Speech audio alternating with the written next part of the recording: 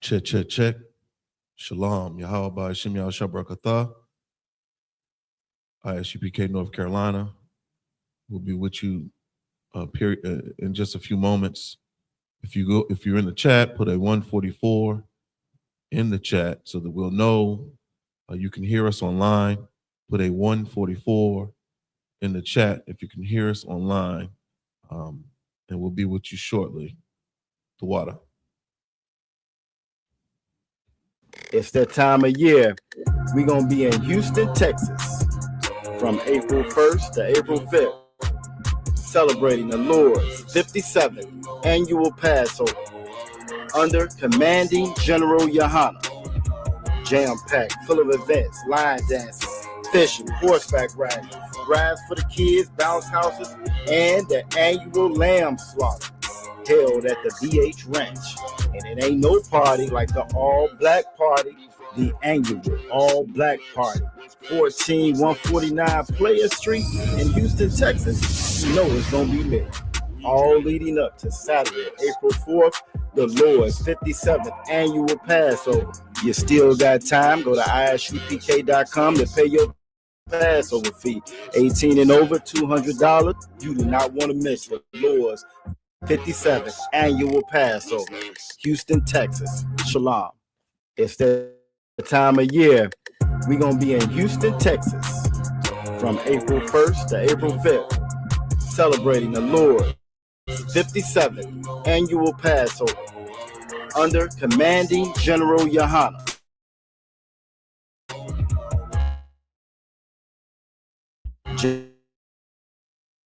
Jam-packed, full of events, line BH Ranch.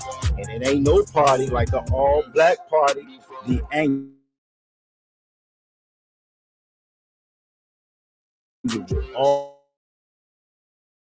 all-black party.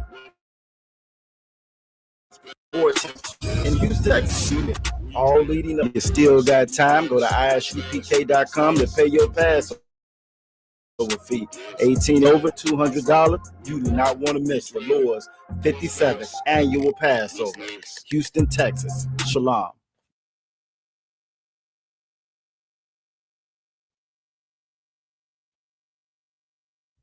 Check, check, check.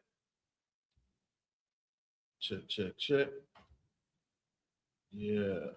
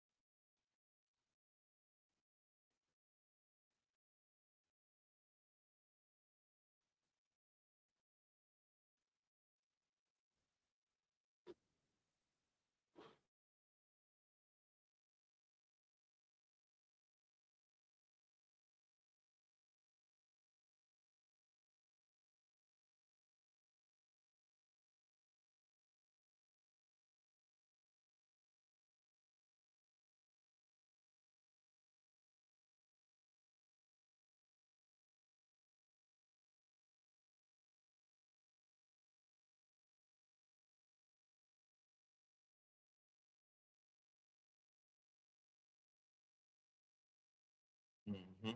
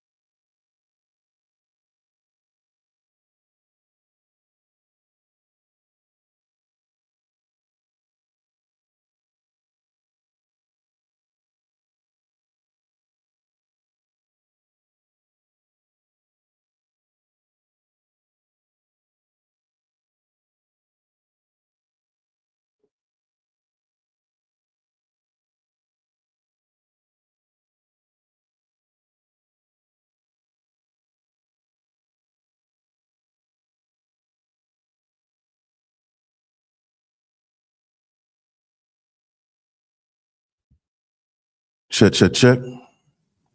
Most High in Christ.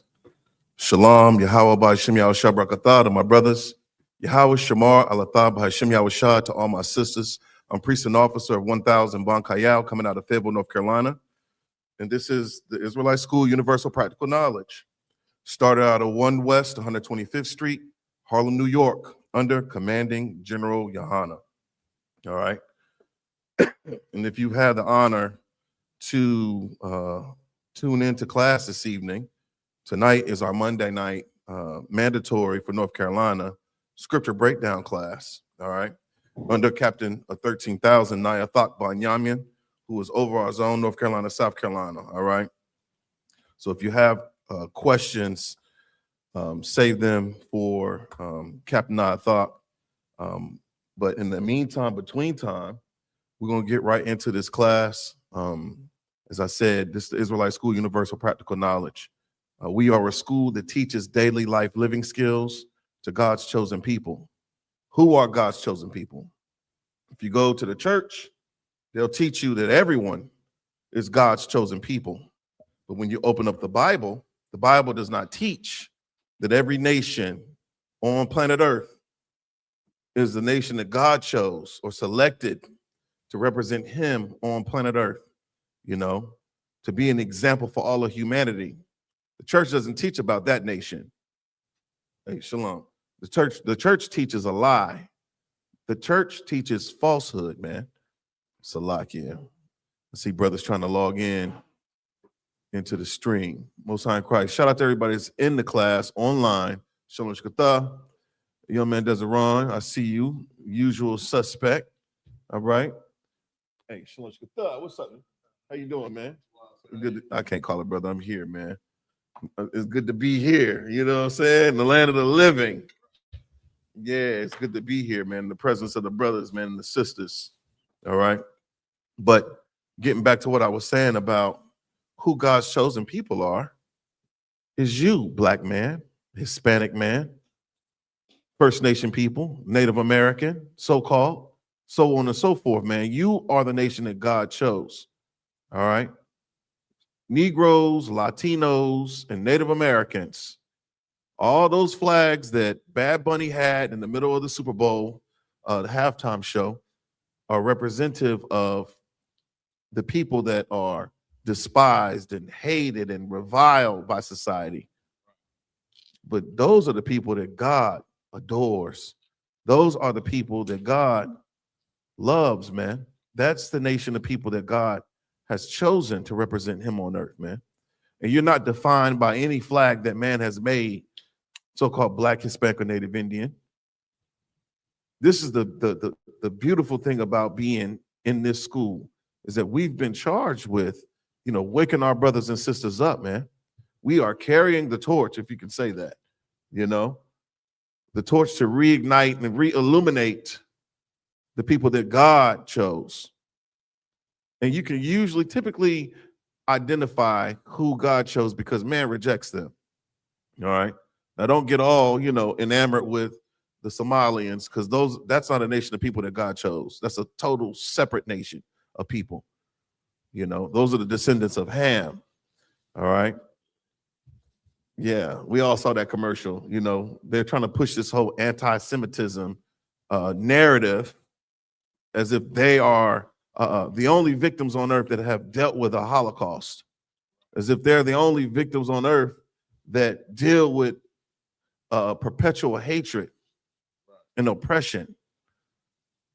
When I think about that, I can only think about so-called Negroes, Latinos, and Native Americans. Look at our history. Think about the years, the hundreds of years that the Native Indians, you know, had to endure under, you know, Christopher Columbus and the conquistadors, man. I mean, go into the history of the war dogs, you know, those Spaniards and what they did to the natives, the Taino Indians, man. To the natives they came in contact with once they came across the Atlantic Ocean. How did they treat those people? Because those are the people that God chose. Right. But those people fell from grace because of disobedience. Those people lost their identity. And this is the thing. If you are so-called Black, Hispanic, or Native Indian, you descend from Shem. one of Noah's sons. You are Shemitic. You are a descendant, a blood relative. All right. But what's more important is that you're an Israelite. All right. You're an Israelite. You understand our lineage. It doesn't begin with what is it? George Washington and Thomas Jefferson and James Madison and Abraham Lincoln. Those are, yeah, or Christopher Columbus. Yeah, your beginning doesn't begin, or our inception doesn't begin with us being African nor American. Naming us after who? Amerigo Vespucci and Leo Scipio Africanus. Naming us after oppressors. Go ahead, brother. Check. Also, I thought said that wasn't a Holocaust. That was white on white crime, which is so heavy to say, you know, because it's like when they try to talk about the Holocaust and things like that, but a real Holocaust is what 999 million unalive. You understand? On the way to another land that they don't know nothing about. You know, said what 777 million natives that was unalive on the way to a land they know nothing about. You understand that was they barely scratched the surface with their little bit of whatever they lost. It's a lot. 99 million that were lost. Yeah, that's a lot. That's a big number. You know what I'm saying? But you on point when it comes down to the figures, because they'll dismiss. They've never put value on the lives of us. We've been dehumanized and reviled, man, by every nation on earth. So to take a black life means nothing. And you see that in present time because, ICE and the CBP, they've unalived more people than, what's the dude's name? The nurse in Minneapolis, or Renee Good. The only reason why the brutality is being amplified, to the extent of what we see in real time is because of the loss of white blood. Right. It ain't had nothing to do with the other individuals that lost their lives that just so happen to be Black and Hispanic. Pay attention to that, all right? Everyone wants to talk about race not mattering, but race absolutely matters, man. It's not a social construct. The most high power, Alex Preddy, yeah. I was gonna call him Daniel Penny, but I'm like, nah, that ain't the right one. You know what I'm saying? But it's really, really important for you to know your identity. It's really, really important for you to know what time it is if you so-called Black, Hispanic, or Native Indian, man. It's not time to be playing. It ain't time to be caught up in, just dilly-dallying, going through the motions of being distracted by the Super Bowl. We get distracted by some of the most trivial, insignificant things. When you got crack cocaine still in our communities, and everybody knows that crack is whack, man. Everybody knows. I just don't understand how it's still a trending thing. Why is this still a theme for us to be drug addicted, man, and to live in dysfunction and live in abject poverty in our communities, whether they be in the projects or the PJs, the ghetto, on the reservations, in the favelas, in El Barrio, There's a reason why we deal with the things that we deal with, man. We haven't been effectively taught about our identity. And that's what this class is about. It's the Brotherhood class, all right? On Tuesday night, Brotherhood class, we go into, first of all, it's a scripture breakdown class, but traditionally in the I.S.U.P.K, each night of the week is allotted for a specific theme. All right. So Monday night is the history class. Tuesday night, just so happens, is our scripture breakdown class / the Brotherhood class. Traditionally, that's what's taught on Tuesday nights. Wednesday night, we have what? The biblical law class. We go into the Torah, we go into the Bible, and we learn about our true culture. We learn about our true customs, our true traditions, the things that we're supposed to be doing, not what everybody else does. All right. And then Thursday night is a scripture breakdown class. Everyone's supposed to tune in to watch General Muhammad, go in and teach the scripture breakdown class on Thursday nights. And then on Friday, we have one of my favorites, the Lashawan Quadash. All right. or the holy tongue. All right. That's the Hebrew language class on Fridays. And when you come into the truth, knowledge, and understanding of you being an Israelite, you acknowledge and revere and keep the Sabbath holy. All right. So we have Sabbath service every Saturday, each week. All right. Got a holy day each week, right? And it's important for you to know that, because everything is pointing you away from what you need to know in order to be successful, in order for you to live, in order for you to thrive and survive on planet Earth, man. Hey, Shalom Shkatha, what's up, brother? Yeah, if you can hear me, Most High in Christ. Yeah, all right, so we're gonna get into it. There, sir. Yeah, how we doing? How we doing? I'm too hard, sir. I'm too high in Christ. I'm looking for that music. Where that music at? It's that season, brothers. You got something out? No, not ready for drop yet, you know, but we have things that go forward. I know every time I see him, I gotta ask him. You know what I'm saying?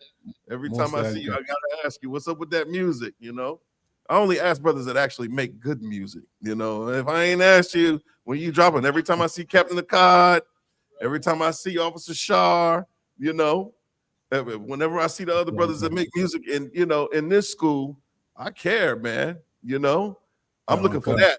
I know we just had J. Cole just dropped the Fall Off or whatever in Fayetteville, but I'm looking for what you about to drop. You know what I'm saying? Pause. Anyhow. Nah,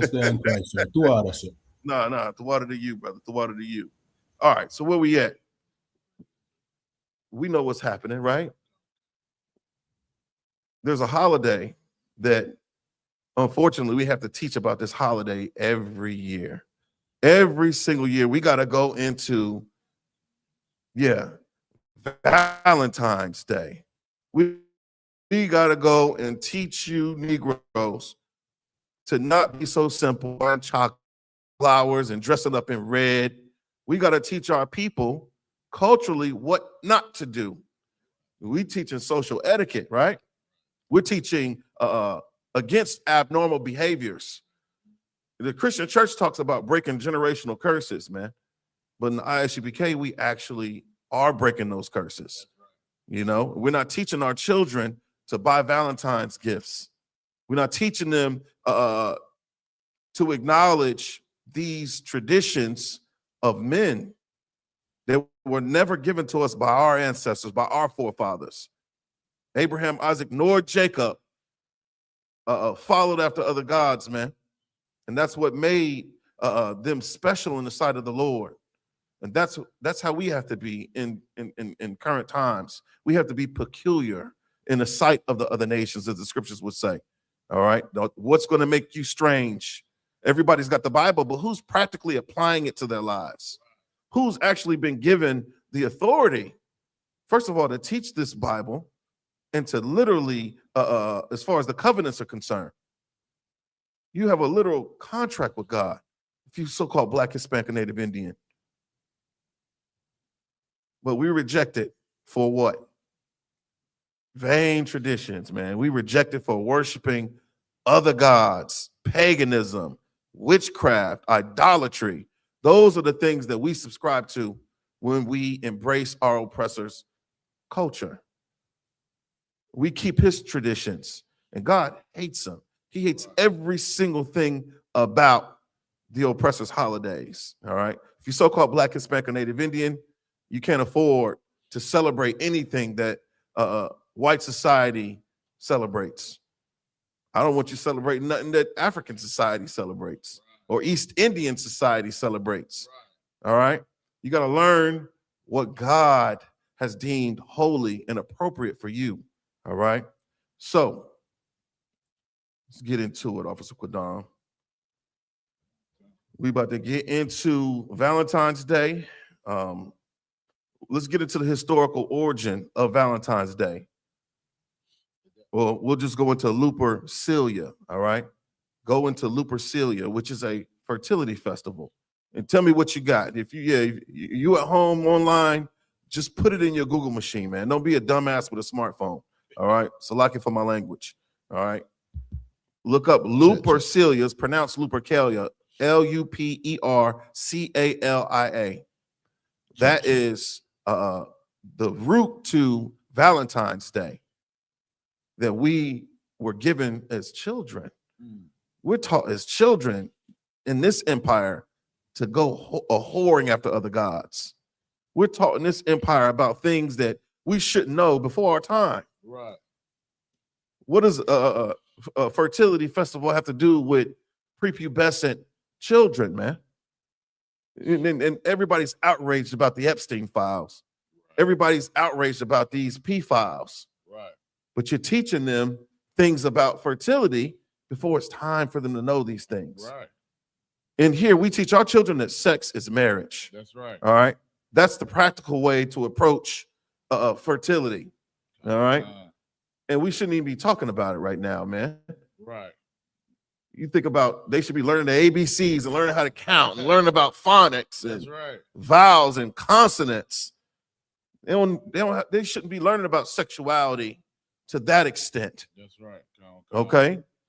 Anyhow, tell me what you got with regard to Lupercalia, the history of it. Check. It says the Britannica says is it Lupercalia or Lupercalia? I've heard it pronounced Lupercalia. I've heard it pronounced Lupercalia. Okay, this is a bastardized tongue, man.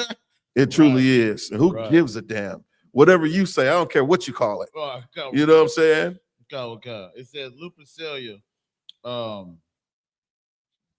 Disconnect. It says Lupercalia, ancient Roman festival that was conducted annually on February 15th under the superintendent. On what now? Superintendents. Spell it. SUPERINTENDENC. Superintendents. Yeah, I don't know. Yeah, we can look that up. Why you doing that? Keep reading. Of a corporation of priests by Lupercy. The origins of the festival are obscure, although the likely derivation of its name from lupus, Latin meaning wolf, has variously suggested connection. Salakia. So superintendents as a noun is the management or arrangement of an activity or organization, supervision. Okay. So this was structured, you know.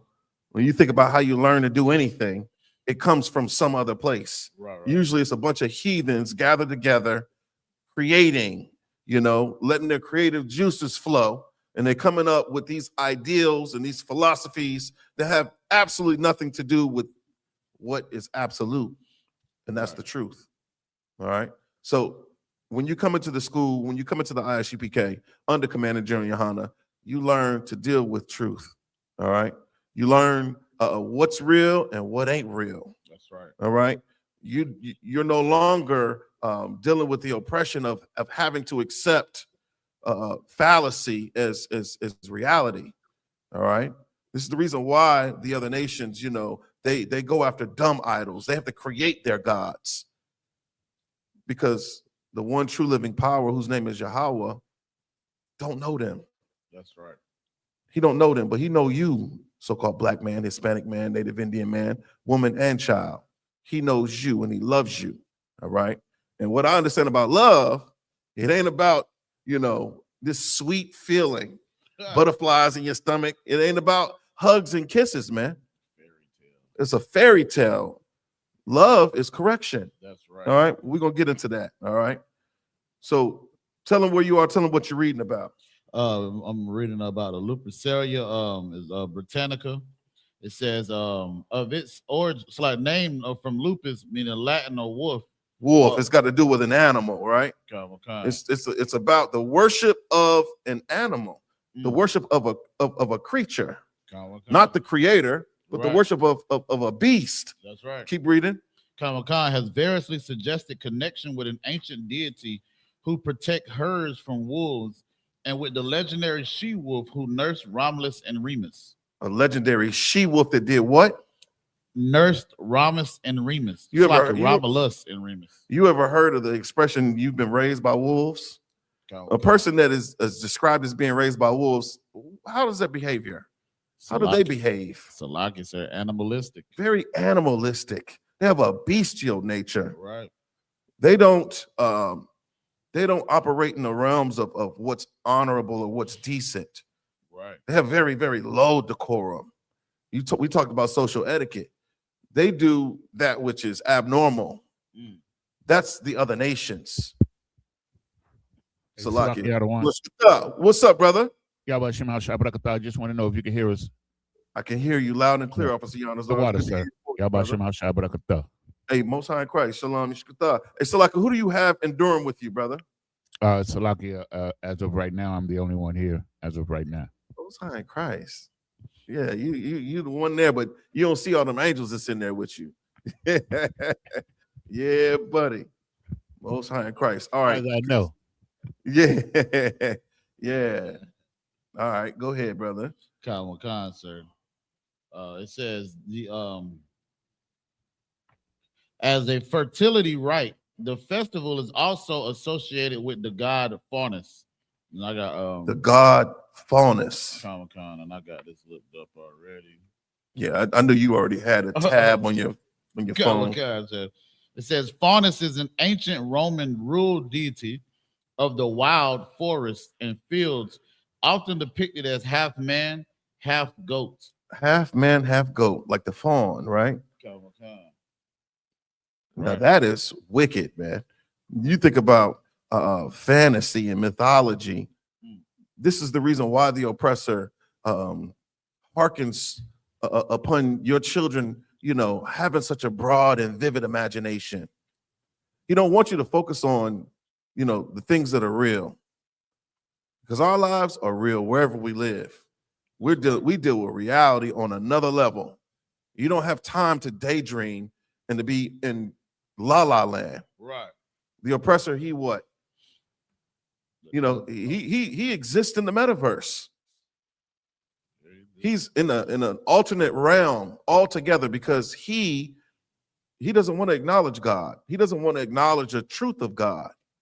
So he comes up with his own ideologies, man. That's right. He's created his own gods of wood, gods of stone. And what's dubious is the fact that he's taught us to worship those gods. The people that God chose, the people that God knows, the people that are cursed whenever they do those things, whenever they go after other gods. This is what the oppressor does. And don't ever mistake they don't know who God's chosen people actually are. They know. This is the reason why they oppress us the way that they do. All right. Go ahead, brother. Good night. It says he was originally worshipped throughout the countryside as a bestower of fruitfulness on fields and flocks, and was indigenous. Heathen farmers, Right. dumbass heathen farmers out there, just doing whatever, man. Good night. Isolated, isolated on their own farms, doing God knows what with the animals, with the chickens, right, with the sheep, with the goats. Oh, Salakia, who's that? Oh boy, he looked like Captain I.S.U.P.K down there, boy. Shalom, Yahweh Shem Yishmael. What's going on, brother? Yahweh Shem Yishmael. Speaking of farmers, this is not a dumb farmer right here. Yeah, right. This brother right here, man. Need one of them coconuts he had on there. A coconut. Oh yeah. Man, yeah. I can't wait to if we have the honor of going down there, man, and seeing the fruits of this brother's labor, right? Because that's something that we should know. We should know how to raise crops and raise and care for livestock. That's right. Instead of us depending upon our oppressors to feed us, we off in a bad way, man. Right. All right, but go ahead, brother Salakia. Sir. I got distracted when my brother came on here. Hey, you know what I'm saying? It says his attributes were later identified of those of the Greek god Pan, and he became primarily a woodland deity with four sounds regarded as his voice. I got a question now. Go ahead. Is this the same goddamn man as Peter Pan? I wouldn't say that. because I don't know much about Greek and Okay. Roman mythology, right. but I know Peter Pan was what? He's a He- boy, right? Like a he- little. He was, but they dressed alike because this picture. If I could show this picture, Man, if you can pull it up, pull it up. They, You the know way what I'm they got saying? this picture, it kind of looks like him.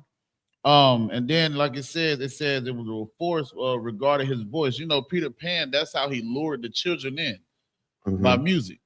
Okay. You understand what I'm saying? And it was, of course, an old lovey-dovey thing, and they went to that Like land, the Pied Piper. the Pied Piper. That's And what was R. Kelly known for? good night. You Good know, night. the spirit on him. Salakia. Yeah, That's a disgusting thing, it man. is.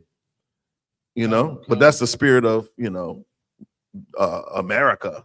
Right. That's the spirit of Christianity. R. Kelly was, he came up in a church, Mm. and he, women that were older than him took indecent liberty with him. That's right. And he was abused, and that's what we're trying to protect our children from in here. We have to teach them about no damn Pan or Peter Pan and none of that nonsense. Oh, wow. Yeah, that's crazy. I don't know if the people, can they see it at home? I'm sure. So the brother's going into the history of Lupercalia or Lupercalia, all right, honoring their gods of Faunus or Lupercus as a fertility god, all right? And we have to understand the ways by which you celebrate our oppressors' holidays. Those are actual rituals. So you don't think you're practicing witchcraft, but you are absolutely practicing witchcraft when you celebrate your birthday. You celebrate New Year's, when you celebrate Mother's Day and Father's Day and Thanksgiving and Christmas. The way by which you do it, those are rituals. Getting a birthday cake, putting candles on it and lighting the candles, blowing the candles out. You got to make a wish before you blow it. That is a ritual. What is the ritual to Lupercalia? How do we celebrate Valentine's? Well, not us in here, but the people in the world. When we were in the world, how do we celebrate Valentine's Day? Can they can see it?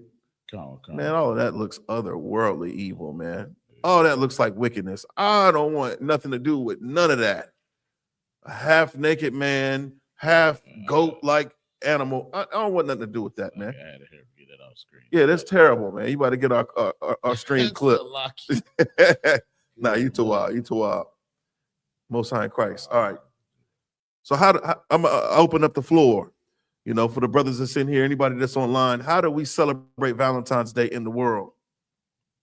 Because this Lupercalia is the real reason behind the season. All right, the real reason behind the celebration. It don't got nothing to do with you showing love to your significant other. All right, that don't have to do Yes, that. sir. Go ahead, brother. There's nothing on the screen right now, so you know what I mean. I don't know what took place. The screen is blank. You only see the I.S.U.P.K logo. Oh, okay. Let me see. Yeah, man. What about now? Oh, I see what you got going on here. You got it? It won't let me click on there. Oh, okay. Most High in Christ. You just add us back to the, yeah. There we go. Most High in Christ. Got on The water. And with that, I'm going to pass the class over to priest and Salaki, captain of 13,000. Talk about Yamya and Salaki. Ain't no sweat. I don't take any emotion. You are a priest. What's going on, Akia?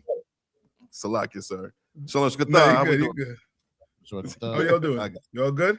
Shalom, everyone. Shalom. Hold on a second, Cap. Salaki, sir. I'm gonna put you back on the main screen. There he is, Salaki. No, you good. All right, where we at? Water.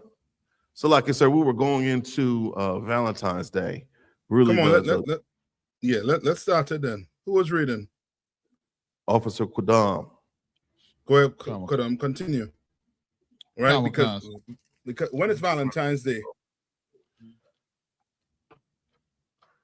I was gonna go to Deuteronomy 12. I think Valentine's Day is what this Saturday or this Friday?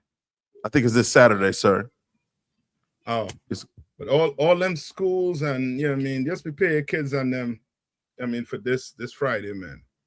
Mm-hmm. You know what I mean? Teach them to be strong, man. That Valentine's Day is an evil holiday. You understand? Teach them the history behind it, like what we're going to get into right now. And there's so many histories, like so many different stories about it. You understand?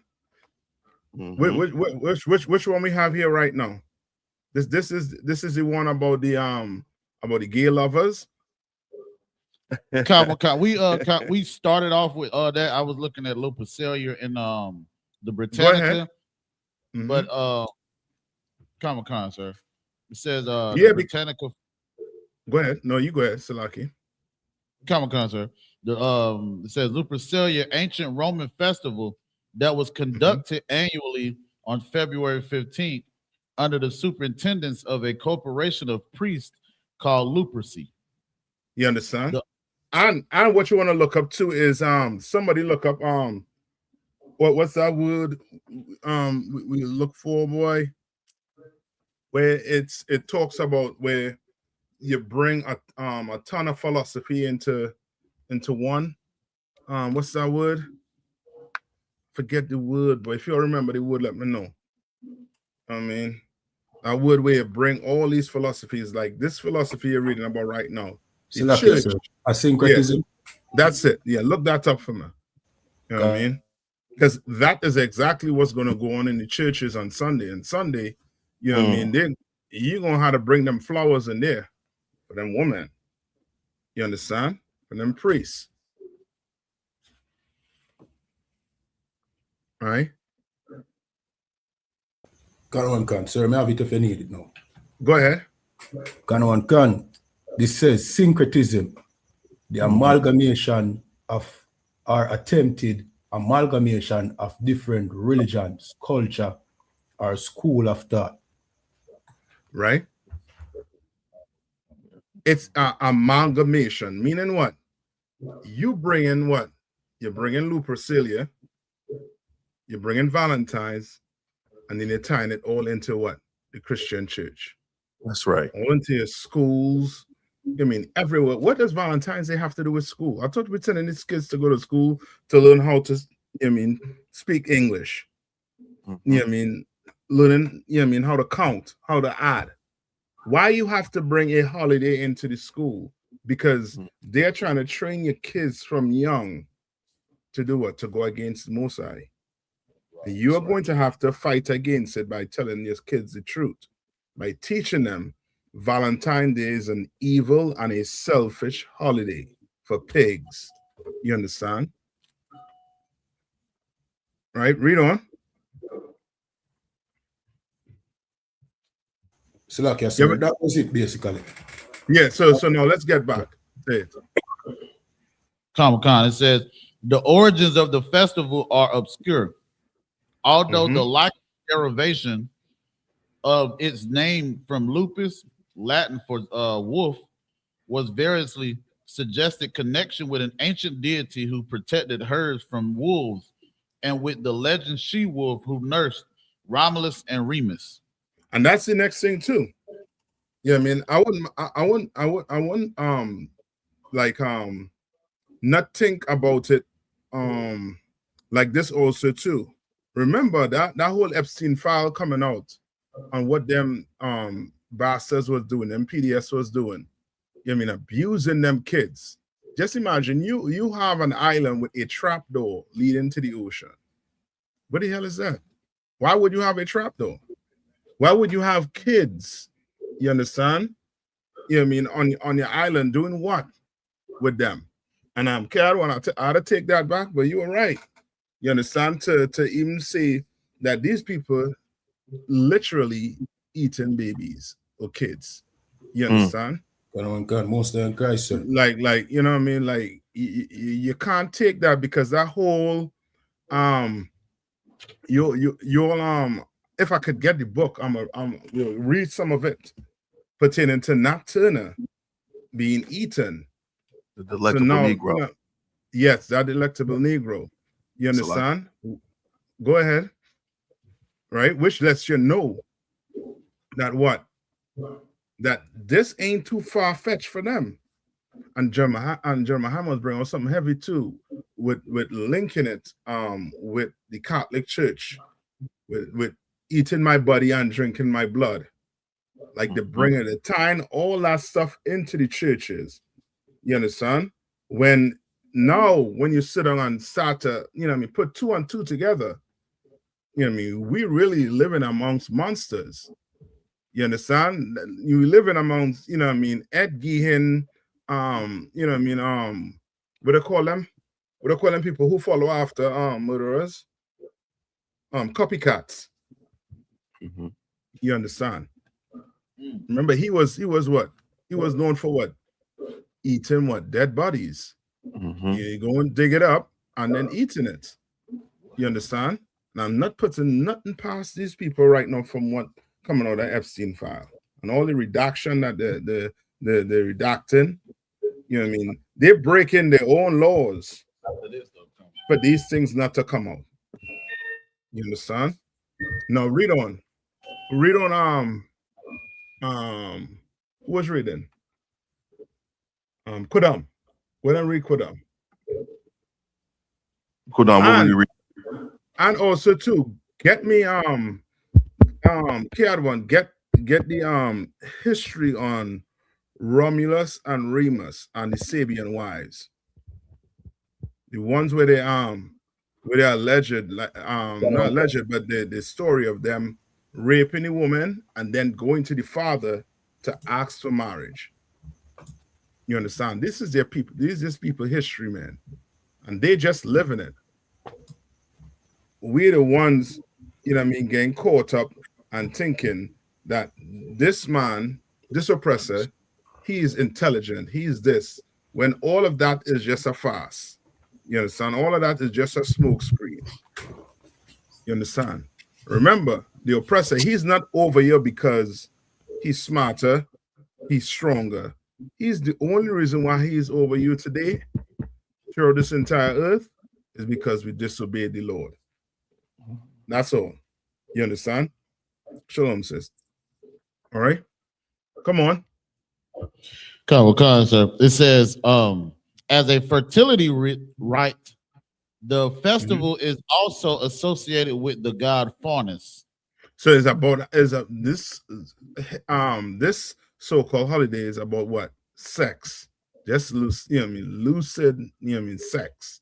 That's why in the Caribbean, right now, what they have going on in the Caribbean. Something I pray none of you all, ever get to witness, man. It's so disgusting. What's going on in the Caribbean right now? More so Trinidad. Anybody want to take a try? Type in what's the biggest festival going on in Trinidad right now? Type it in and tell me where you get. Don't look at the pictures. Just read the words. Salakia, sir. Come on. Is it Carnival? Carnival, yeah. And Carnival is another it's like a season. Like Carnival season start right after Boxing Day, all the way to Ash Wednesday, the day before Ash Wednesday. You understand? And it's just about partying, having fun. You know what I mean? And like you don't have bills. You know what I mean? Like there's no, nothing else going on. Yeah, Kodara. Right. Carnival. You understand? So like you said, come on. It's been a trend. I mean, I know a lot of sisters here, like once they get their degrees or whatever, they go down there just so they can dress in the scantily clad manner. And it's like no clothes, zero clothes, And I'm like, well, what is that? I never understood. I think Jay-Z, he got the song Big Pimpin'. I think they filmed that during Carnival or that season, Salakia. Yeah, you're right. But it's just about lust. I forget the history behind it, but brother, it's about the gist of it: sex and loose behavior. You understand? Like it's you know what I mean, it's not Valentine's Day in one day, but just think a whole season with just partying and you know what I mean, you name it. All right, come on. Come. It says each Lupercalia began with the sacrifice by the Lupercy of goats and a dog, after which 2 of the Lupercy were led to the altar. Their foreheads were touched with a bloody knife, and the blood was wiped off with wool dipped in milk. And now somebody pulled from the fables in Peter's. I think it's either 2 Peter's or 1 Peter's 2:16, I believe. All right. So to let let everybody know what we're reading about here now, this is not something that happened in history. This is not something real. These things are made up. These are made up people. You understand? Yes, sir. What do you say? All right. Said 1 Peter 2:16, sir. Yeah, I believe so. Or 2 Peter's. I'm looking for where it says we don't believe in cunningly devised, you know what I mean, fables. You understand? But you continue reading Kodam. Come, sir. It says the ritual required that the 2 young men laugh. The sacrificial feast followed, after which the Lupercy cut thongs from the skins of the sacrificial animals and ran in 2 bands around the Palatine Hill, striking with the thongs at any woman who came near them. Corinthians 1:16. A blow from the thong was supposed to render a woman fertile. Hold on. Yeah, let him finish reading. Salaki, sir. Go ahead, Kodam. Comic-Con. So it says in 494 CE, the Christian Church under Pope Gelasius the first forbade participation in the festival. Tradition holds that he appropriated the form of the rite as Feast of the Purification or Candlemas, celebrated on February 2nd, but it is likely that the Christian feast was established in the previous century. It has also been alternatively suggested that Pope Gelasius the first replaced Lupercalia with St. Valentine's Day, celebrated on February 14th. But and that's Salaki Kodam, and that's the whole thing with these oppressors. They come up and create these holidays and make it seem as if it come from God when it does not come from God. That's you understand? Right. Yeah, Yanisa, what's the scripture you was calling? The one that you called for, sir, is in 2 Peter's 1:16. Go ahead. I'll read it. Choir Bar is going to read it, sir. It's the book of 2 Peter's, chapter 1 and verse 16. For we have not followed cunningly devised fables, when we made known unto you the power and coming of our Lord Jesus Christ. Right, and Valentine's Day is a cunningly devised fable. Why? What are people saying Valentine's Day is about? Salaki, sir. Come on. It's about love and romance. Yeah, it's about love. All this hate going around is about love. You understand? Love. Negro, wake the hell up, man. You understand? Wake up. America don't love you. You understand? And what you giving that woman ain't love. You understand? That ain't love. According to the Bible, love is doing the Lord's statutes and commandments. That's right. Love. You understand? Love is not a box of chocolate or some flowers. And we're gonna have to teach our girl kids these things, man. Because guess what? You don't teach them this, then guess what? A man is going to lure them away with what? With a box of flowers, box of chocolate. You understand? We're gonna have to teach them that ain't love. We can't celebrate these days. You understand? It's evil and wicked, and it makes you what? Weak and what? Okay. make you selfish. Because this is all about what am I going to get. You understand? Especially these women. Oh man, some of these women in the world, I think you ain't buy them. You know what I mean? And they want a postcard right now. You buy them some, you know what I mean, some material item. The relationship, you know what I mean, might be in crisis. You know what I mean, after Saturday. You understand? You know what I mean? Sunday, 12 a.m. You're liable to have a crisis on your hand. Because she's going out with whoever is going to buy her that box of chocolate, whoever is going to, you know what I mean, acknowledge that Valentine's Day. Salakia, Come sir. on. Come on. Salakia, sir, if I may.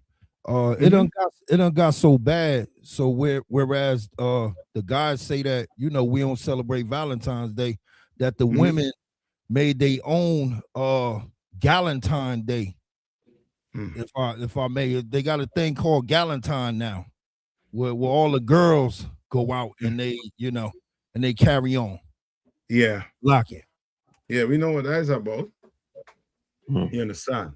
Give me you finished with that script? Did we get a scripture? Count on count.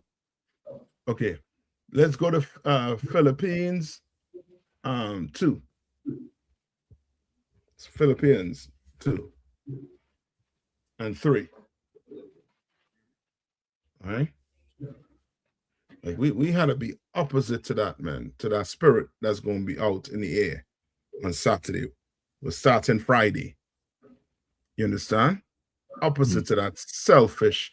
And give me and this one thing. I think this is in Isaiah 8 and 32. Somebody get Isaiah 8 and 32 for me once we get this one. Philippians 2 verse 3. Kamakan, it's the book of Philippians chapter 2 verse 3. Let nothing be done through strife or vainglory. All right, nothing be done through strife and what? Vainglory. You understand? What's vainglory? Salakia, sir. Come on. I'm assuming like glory that like basically like exalting yourself, or it doesn't have any meaning though. Yes, it has no meaning. Like celebrating Valentine's Day have no meaning. You understand? It has no meaning whatsoever to the Lord. But you want to do it. Why? Because it's about you. It's about that vainglorious seek. You understand? Read on. Come on. But in lowliness of mind, let each esteem other better than themselves. You understand? But in lowliness of mind, like you are going to have to be what? What's to be lowliness of mind? You're going to have to be what? Salakia, sir. Humble. Come on. Humble. Got to be meek. Salakia. Come on. When we think about vainglory, could we liken that to, you know, the pride of America? You know, they want people to be proud of what America has accomplished in building this nation that they deem great. But this nation was founded upon just bloodshed and evil and wickedness, you know, Salakia. Yes. That's vainglory also too. Just think whatever you think is, you know what I mean, it's how to put it, like something nice, something, I won't use the word nice. Look up the definition of glory. Salakia, if I may, sir, vainglory, according to Merriam-Webster, is a noun, excessive or ostentatious pride, especially in one's achievements. Yeah. Vain display or show, vanity. So Salakia, sir, I couldn't help but to think about, like, you know, winning the Stanley Cup or winning the Lombardi Trophy, or what is the NBA, you know, the trophy that's awarded to the finalists, you know, in the NBA. Like, that would be considered vainglory, because how is that like progressing society? How are you actually benefiting, you know, humanity? Yeah. It's vain. Salakia. Yes, it is. All of it is vain. It means nothing to the Lord. Yeah, you win the NBA. You think Christ come back and Good job, brother. No. The angels clapping because you win a ring. No. Forget your people.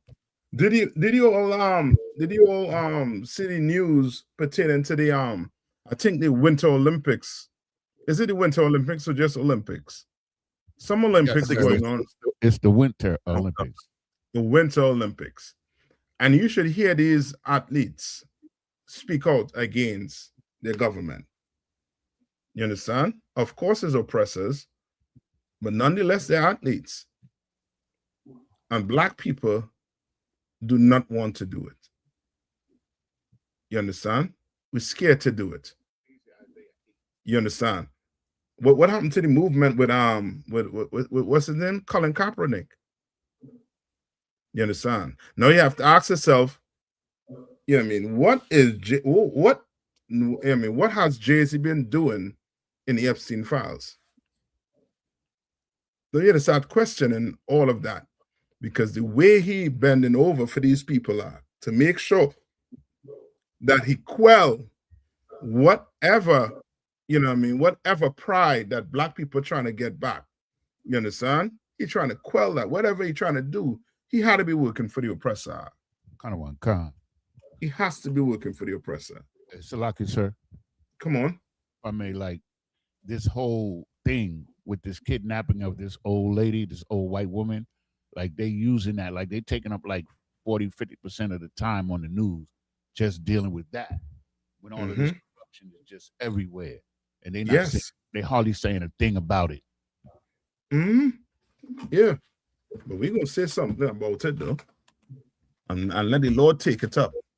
And once the Lord take it up, you know what I mean, it's a done deal. So like it, sir. Come on. I haven't even heard them publicly, even though, you know, we know that Jay-Z is in there, but we haven't heard them say it publicly. I haven't heard them say it on the news that Jay-Z was in the files. Yeah. You know he working for the man. Yes. You understand? More than likely, you know what I mean, you're not hearing certain names because the news is just telling you what they want you to know. So it's like we won't know we won't know what they be talking about behind closed doors in Congress. You understand?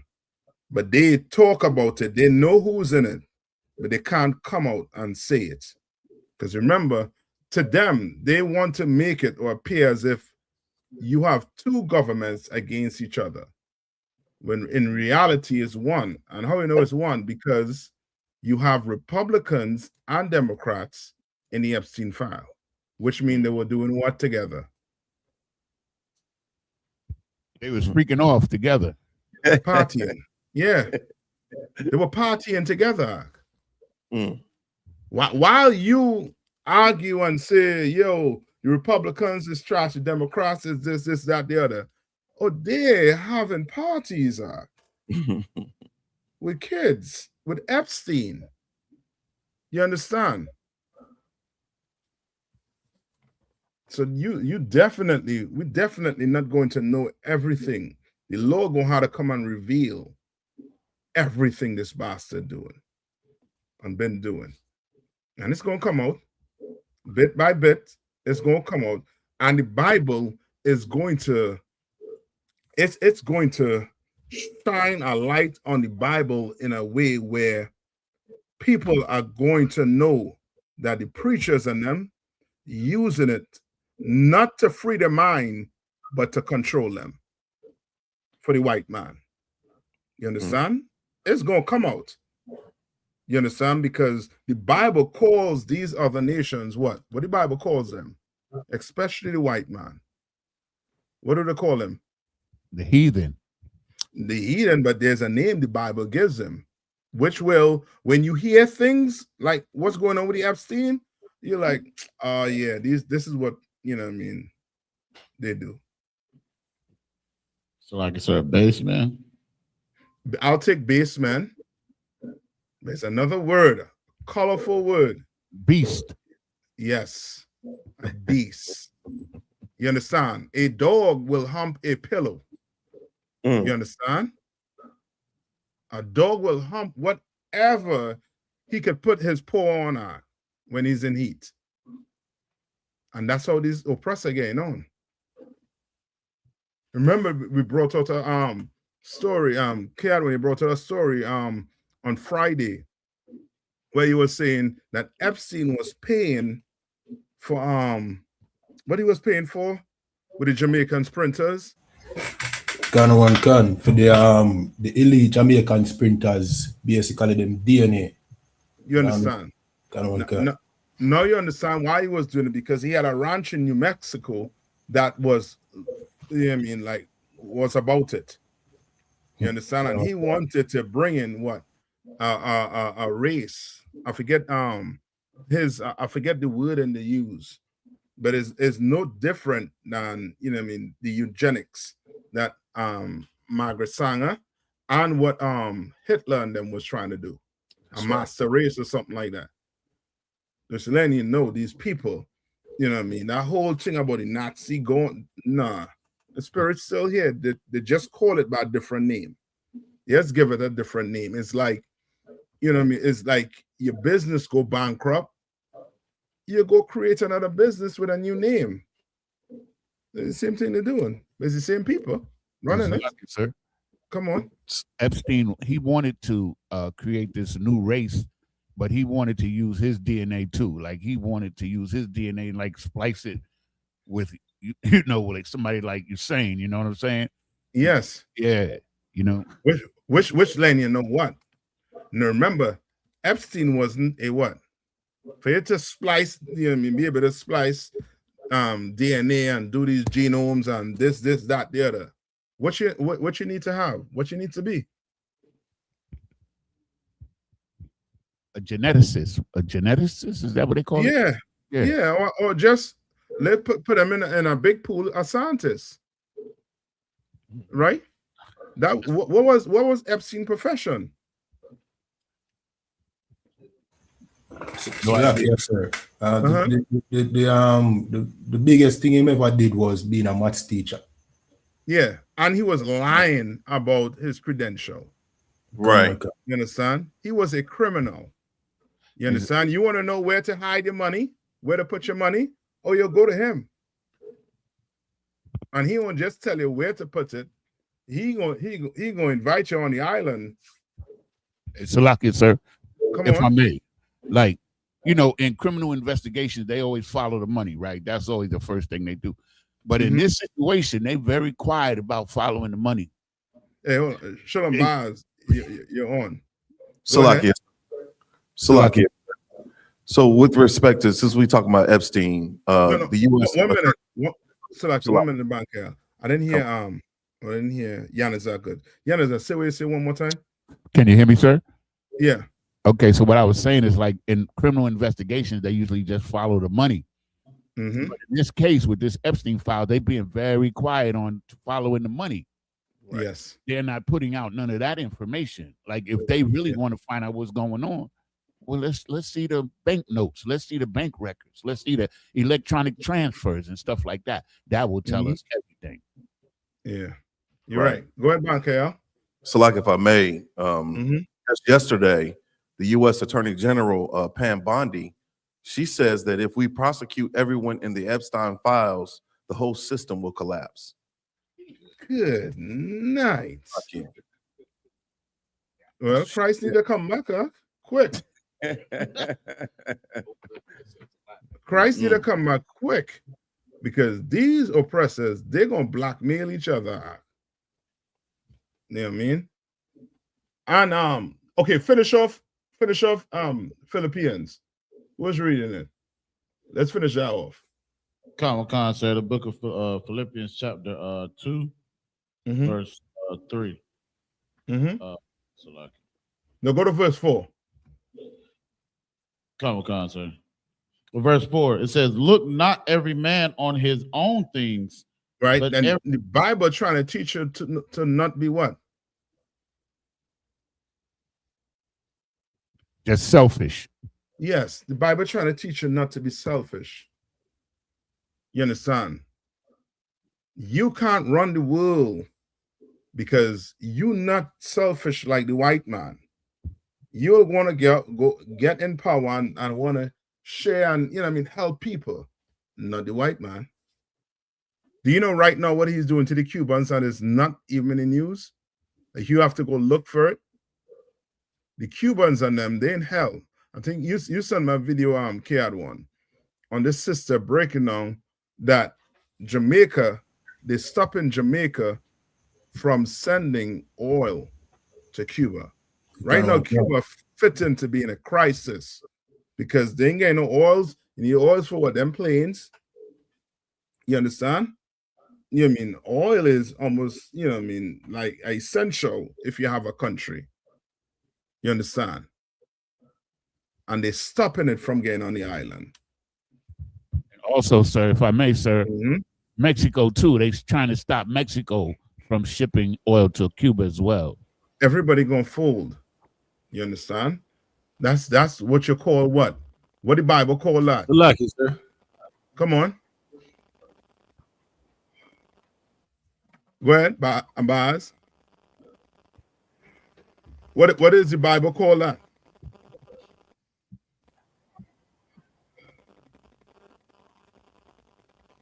The Bible calls that the mark of the beast. You understand? Where you will not be, if you don't have that mark, you won't be able to what? Buy or what? Sell.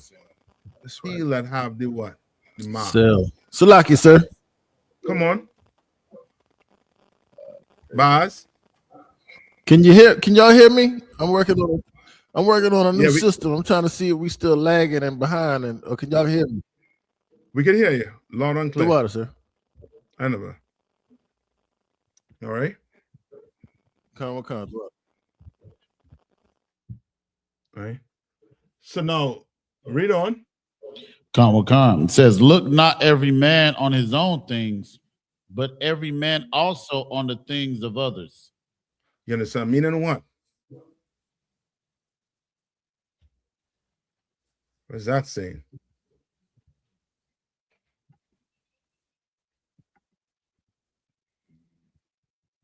Salakia, sir. If I may, it's talking about, look out for your brother, look out for the other guy. Don't be selfish. Look into what's going on with your brother. That's right. That's it. And that's what we're teaching here. So like I said, we got one question in the chat. And it's from the brother Deseron. Young man. Hold on, let me find it. I done lost it. 1 second. And he's asking what was let me get it. And where did it go? There it is. It says, Salakia, sir, during courtship, how should a man and a woman properly vet each other? That's right. All right. So during courtship, right? Everybody know, in the Israelite school, it was like a practical knowledge. You understand? We take this very serious. That's why we read it at the end of what? Every class. You understand? When a woman is up to court, right? If a brother wants to court her, what should that brother do? Let's start there. What that brother have to do? Yes, contact his camp leader. That's right. You understand? And his camp leader will contact a sister's camp leader. All right. Now, once the courtship is approved, right? Of course, there's rules you're going to have to follow. Just think you're a father, you have a daughter. You understand? There's certain rules that young man is going to what? Have to follow. And that sister also is going to have to follow. You understand? Right? Now, you'll be given permission. What? The permission at the beginning will be to what? To speak. You understand? To communicate. You all could talk, call on the phone. You know what I mean? That's, you know what I mean, to every end. You know what I mean? Get to know each other. Ask all the questions possible. You understand? Don't just be tongue out your mouth. You understand? Don't be like that. You ask a question. That's why in here it's what, 6 months to what, to a year rule. You understand? You know what I mean? On rare occasions, you may not have to do it, but you're going to have to get what? Permission to do that. You understand? Right? And you ask every question because you don't know. You want to make sure, because a sister, once she get married to a brother in this school, it's for what? Life. Ain't no slack. Yes, sir, I made a mistake.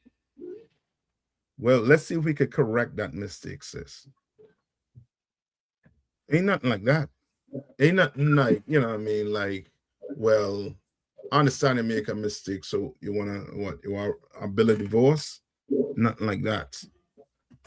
You understand? So your sisters is very important. You understand? You know what I mean? You take your time when it comes to courting. You understand? All right? And you want to make sure, you know what I mean, and anything you could, you know what I mean, definitely go to your camp leader and speak to them about, you know what I mean, during that courtship. Anything you're unsure about, you understand? You know, ask questions. Don't wait until you marry, then to ask questions. It's too late. You understand? I don't know if I get it. Get his question. Young man, that was it. Oh yeah, you know what I mean, something more specific on it, on the courtship, right? You can't, you know what I mean, courtship, you know what I mean, you have to get permission to, you know what I mean, to even touch that sister. So that sister to touch you can't just do that.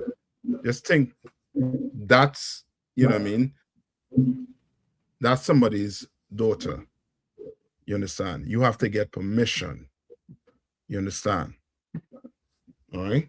Anything outside of that, make sure, you know what I mean, contact your camp leader, you know what I mean, communicate with him, make sure, you know what I mean, you're on the same page. Because if you go break it, you're going what? You bet you're going to have to keep it. Mm-hmm. You understand? No, sis, if they I seen so right, so that's why the courtship is the way it is in here. Now, if they don't like each other, guess what? The brother ain't touch her, she ain't touch him. It's just, you know what I mean, verbal. So now, guess what? If the brother decides to end it, he just call the camp leader and say, you know what? I would like to end this courtship, and it will be ended. You understand? Likewise, the sister also too. If she wants to end it, you can always end it. But now you ain't defile that sister. You understand? That sister is still, you know what I mean, a princess, a Zion. You understand? All right? That's why the courtship is the way it is in here, and we take it very, very serious in here, Akim. All right? Salakia, sir. Come on. I want to ask this question for my rib. I thought she was going to put it in the chat, but she asked me a question about if a man and a woman in a relationship, and the woman, I guess she fall out of interest, or you know, they not physical anymore. They, you know, there's no physical attraction. They basically can't stand being in a room with each other. Mm-hmm. What is you know, what is she supposed to do? They both should get we have marriage counsel also in this school. They should get marriage counsel, because in here you couldn't, you know what I mean, you could fall out with each other, you know what I mean. That does not mean the marriage ends, because there had to be something that brought you all together. You understand? It had to mean something that, you know what I mean, you all lie down naked as, you know what I mean, the Lord make you together. You understand? So, you know what I mean, it doesn't end, it don't have to end like that. They're gonna have to find something like in the beginning, and that's the problem with some of us. Some of us, we like the beginning stages, you understand, of something, but then when you have to put work in, now it's a problem. We gotta grow up. We're gonna have to recognize, you understand, marriage is work. Marriage ain't, you know what I mean, like, you know what I mean, ain't, you know what I mean, something simple. And if you're not serious about it, then this, you know what I mean, ain't no problem. The Lord never say you have to have a woman. The Lord never say you have to have a man. Just chill, relax, take your time. You understand? It's going, trust me, it's gonna come. But now, if you're in it and you're going through marriage issues, then guess what? Give me what Paul say. Is Paul or Christ where you'll be you can separate for a time? Kind of that's in 1 Corinthians. Yeah, get me there. You understand? That's why, you know what I mean. I'm just being broad, but if you know what I mean, if it have to be more specific, then you should go to your camp leader and request marriage counsel if it gets to that stage. You understand? Because what marriage is, look up marriage in the Zondervan for me, KN1. Look up the definition of marriage in the Zondervan. God. You understand? You know what I mean? The Bible is clear as they are saying what? We can't turn our daughters and our sons into what? Whores. Right? You can't turn your daughters into whores, and you can't turn your son into what? I believe it's sodomite or something like that. You understand?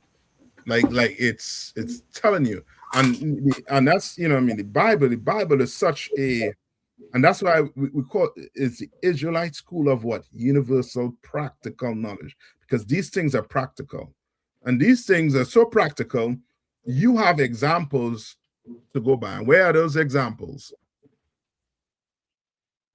In the law.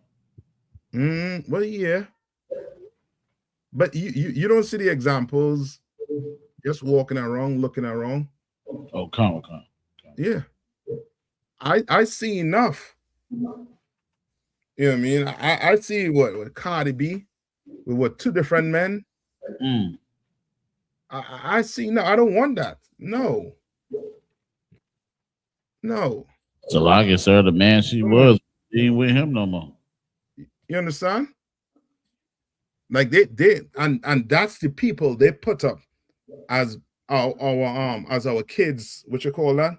Role models. Right. Jay-Z, Oprah, they're role models. You understand? To the Lord, they are garbage, they are trash. They don't do anything to help their people, they don't do anything to uplift them. You understand? And people be thinking, well, yeah, they give money is not uplifting your people. You understand? Yeah, we will need money to pay bills. It's good. If you could do that, then do that. But you shouldn't be held as a role model just because you're doing what? Because you have money? For what? You understand?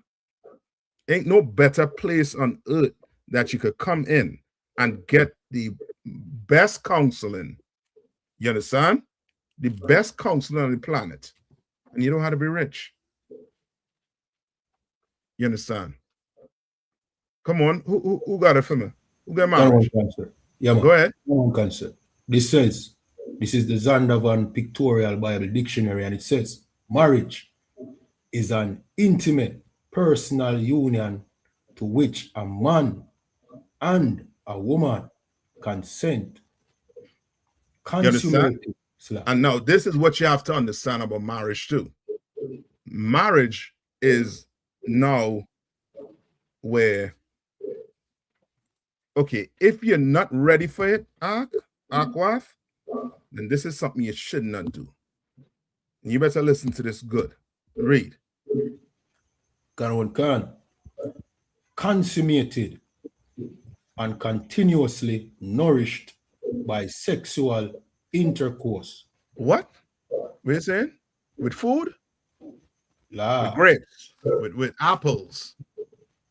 She gonna have, yeah, she greens, spinach. No, it's what? It's continual what? Continuously nourished by sexual intercourse. That's marriage. Gun. Now, once you stop doing that, now you're going down the path more than likely to where somebody is going to be a sinner. You understand? And once they get to that stage, you shouldn't let it get to that stage, right? Who get it one in Corinthians for me? Salakia, sir. I Mhm. don't think I find the exact scripture. I only got the one that say, if the unbelieving depart, let them depart. Oh no. Well, that's not the one. No, that's not the one. Salakia. So you talking about the one where it says defraud not yourselves? No, we could go to that one, but there's one where it tells you where the woman, you know what I mean, she could and the man could separate for a time. That does not mean now she goes and, you know what I mean, play carnival, do whatever she want to do, and then you do whatever you want to do. The separation just have to be, you separated just for a time. You understand? So that you won't start, you know what I mean, maybe missing each other. But then you will have to come back. And that sex has to continue. You understand? But these things have to be done with a priest. You understand? Before you do these things, you should talk to a camp leader, set a council up. You understand? So that you want, come on, you find it? Is it 1 Corinthians 7:5? Read it for me. Let me hear it. That's what I thought. Defraud ye not one the other, except it be with consent for a time. Yes. That ye may give yourselves to fasting and prayer. Right. Well, that's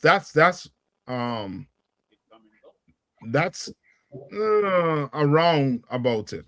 You understand? So it's verse 10. It says, Like and I unto, said, it's a little more. Okay, go ahead. And come together again, that Satan tempt you not for your incontinency. You understand? Like your inconsistency. Because once you stop having sex with a woman, now it's almost as if, you know what I mean, like you're detached from each other. You understand? And you don't want that. That's why the Bible said, don't let the sun go down on your wrath. Don't let it. Find a way, you know what I mean, to communicate. If you can't, then get counseling immediately. Read on. Read on. Yeah, you understand? You understand? Go ahead. Verse 6. But I speak this by permission and not of commandment.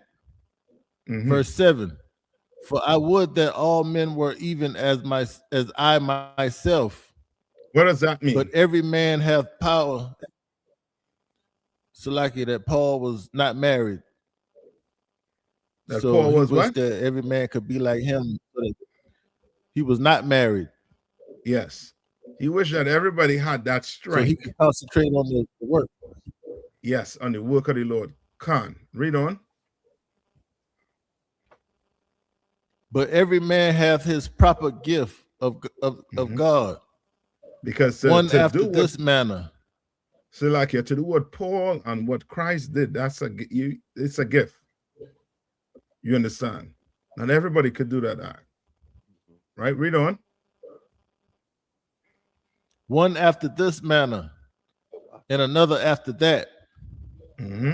Verse 8. I say therefore to the unmarried and widows it is good for them if they abide even as I. Verse 9. But if they cannot contain, let them marry. Let them what? For it is better to, Salaki. Say, let them marry if they can't contain. You understand? That don't mean to do what? To go, you know what I mean, just have sex because you're in heat. You understand? Do it the right way. You understand? These rules are made for a reason so that we don't fall, be susceptible to what Satan is trying to do, which is trick you. And then before you know it, you're a hoe. You understand? You don't want that. Read on. For it is better to marry than to burn. All right. It's better to what? Marry than to burn. And to burn. You understand? The Lord, you know what I mean, like Paul is, you know what I mean, like painting a picture for you with, you know what I mean, you wanting to, you know what I mean, to be with a man, or a woman wanted, you know what I mean, a woman wanted to be with a man, or a man wanting to be with a woman. It's, you know what I mean, he's painting it like, you know what I mean, it's, you know what I mean, it's burning you to the point where what? If you don't have self-control, what you're gonna do? What you're gonna do? What you're gonna do? Yeah, you're more than likely gonna sin. Right. You're gonna do something you're gonna regret. You know what I mean? For the rest of your life. Come on. Okay. Verse 9. 1 minute. Select. Verse 10. No, hold on. And unto the married. Hold on. I don't know what, like something going on with the song. 1 minute, Yanisa. Let Baz finish. Go ahead, Baz. Verse 10. And unto the married I command, yet not I, but the Most High. Let not the wife depart from her husband. Read on. Verse 11. But, and if she depart, let her remain unmarried or be reconciled to her husband. That's it. That and is let it right not there. the husband put away his wife. That's it. Like there is no putting away. You have an issue with your husband. Your husband have an issue with you. These things could be taken care of. It could be made right. You just need counsel, and you just have to be willing to follow the counsel. You understand? But if you're not willing to follow the counsel, then what is lying at that door? Sin. That's right. You understand? Sin is lying at that door. And you're going to regret it. All right? Yeah, that's it right there in verse 10 to, I should say also 11. That is it on 11? Baz? Yeah, that's it. You understand? Like, you know what I mean? Like marriage is something very serious. Why? Because you can do what from marriage? You can what? Give life, and you could what? Die from having sex. You understand? Life comes from sex, and death comes from sex. You understand? That's how serious it is. But America will have you think what? Ain't a problem. Right. It's not a problem. Just put rubbers on. You understand? Just put what it is. Just go to the doctor, get some antibiotics. Come on. So like society has like tricked us into thinking that, you know, happy. You hear the word happy all the time. Like, I'm not happy, or, you know, we used to stay together for the kids, but now they'll say things like, well, it ain't doing the kids no good because they don't, the kids, it's no benefit to the kids because I'm not happy. Yeah. Like happiness is just a temporary emotion. It's not a state of life. That's so, like, we got to get past that. And that's what Yes. being in this school has done with the practicality of the Bible. The Christian church make it like a fairy tale, so it's hard to relate it to our current situation. Yes. So like, yes, you're right. Like people put happiness over, you know what I mean, doing what's right. You understand? The right thing. You understand? And that's go ahead. I'm sorry, sir. Salaki, sir. It's Go like ahead. the marriage in the world is more sensual. It's not spiritual. Like it's about feelings and touching and, you know what I'm saying, all the things pertaining to the flesh and self-gratification, feeling. Nobody in this world, I don't care how good a husband or wife is happy 100% of the time. That's shit crazy. Yeah. All right. Yeah. So I think once or twice you might, you know what I mean, you all might get, you know what I mean, at it, but at the end of the day, you know what I mean, makeup. You understand? Crush that at the end. Come on. Slakia, sir, when it comes down to the pursuit of happiness, that's outlined in the Declaration of Independence. You know, so any woman, any person that is pursuing their happiness, it's not about the collective. It's not about us coming together or trying to build, you know, a relationship or a marriage. It's about you. It's not about anyone else. This is a very selfish, self-absorbed, self-involved concept and philosophy. You know, so yeah. America, they wanted to be independent and they wanted to pursue their happiness. You know, that's the reason why they separated from England. They didn't want the rule of law according to whatever their customs and traditions were. You know, That's so anybody that's focusing on their happiness, they don't care about you. They care about themselves. So like that's it. You're right.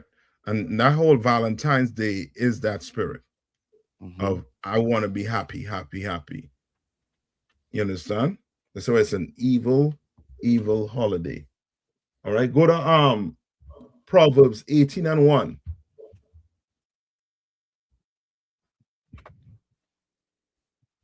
Go to Proverbs 18:1. All right. Yannis, say there was another question. Salaki, sir, I believe what Baaz just said and read answered the question, and what you responded with should have answered that question that I was going to give you. Okay, just find out from the person if that was the question was answered. Okay, we'll do, sir. This is the book of Proverbs, chapter 18, verse 1. Through desire, a man having separated himself, seeketh an intermeddleth with all wisdom. Right? Through what? Through what? Through desire, a man having separated himself, seeking and intermeddleth with all wisdom. Like this person is not trying to do what? Be what? Selfish. You understand? When selfishness is about what? Me. What can I get? This, that, the other. And this man is seeking to what? Basically seeking wisdom. And what's wisdom? Wisdom is what? Doing the Lord's statutes and commandments. That's right. You understand? You a man, you seeking wisdom into finding out what are these holidays about? What is this? Should my family be celebrating this? No. Okay, let's stop doing it because it's angering God. You understand? Like we gonna have to really sit down and do what? Open this Bible up and read it and obey what's in it. That's right. Come to class, ask your question. If you're unsure about something, bring it and ask your question. Get it answered. You understand? Seek wisdom out. Seek it out. Right? Go to Romans 15:1. Khan. Book of Romans, chapter 15, verse 1. We then that are strong ought to bear the infirmities of the weak. And that's what you're doing. You're going to have to do what? You're going to have to show brothers and sisters, yo, I know, you know what I mean, you learned this today, like brothers and sisters who come in school and here they can't celebrate the birthday, but you know, the week is the, you know what I mean, it's just coming. Ain't no sweat. Next year we got to work on that. We got to work on that. We got to build that strength up. You understand? We're going to have to be a week, the burden of the week. You understand? Commander YAHANNA been teach you all how to do it. The Hebrew Academy teaches you how to do it. You understand? Read on. Come.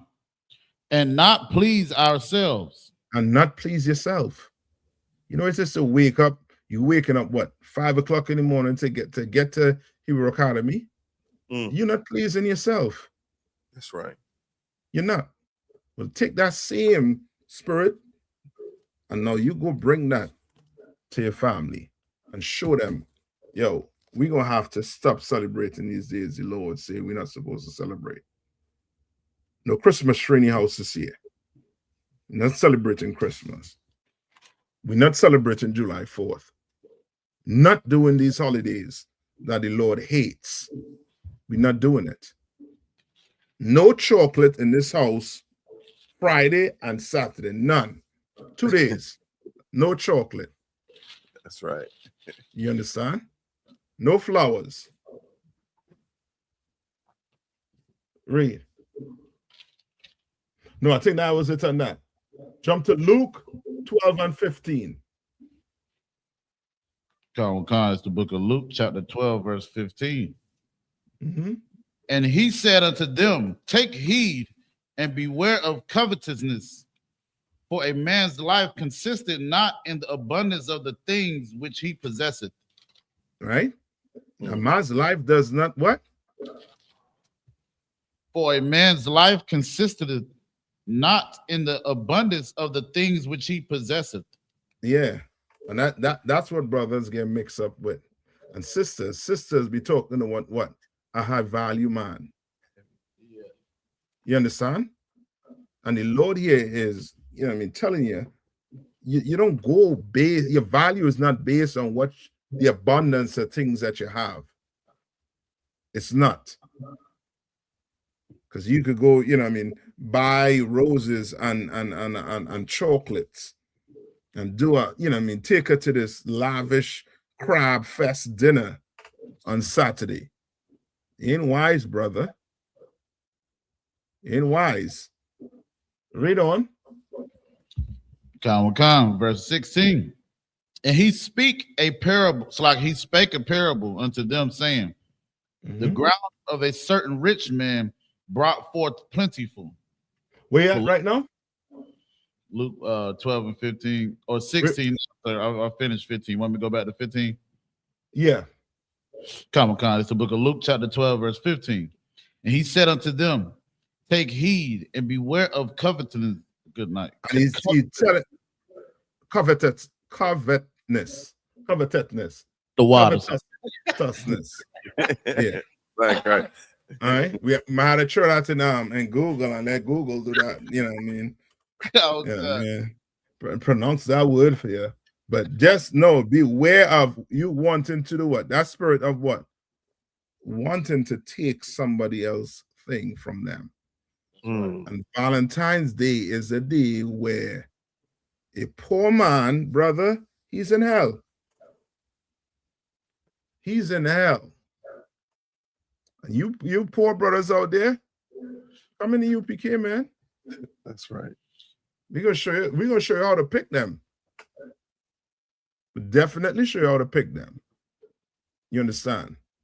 You sisters, come find your way in here.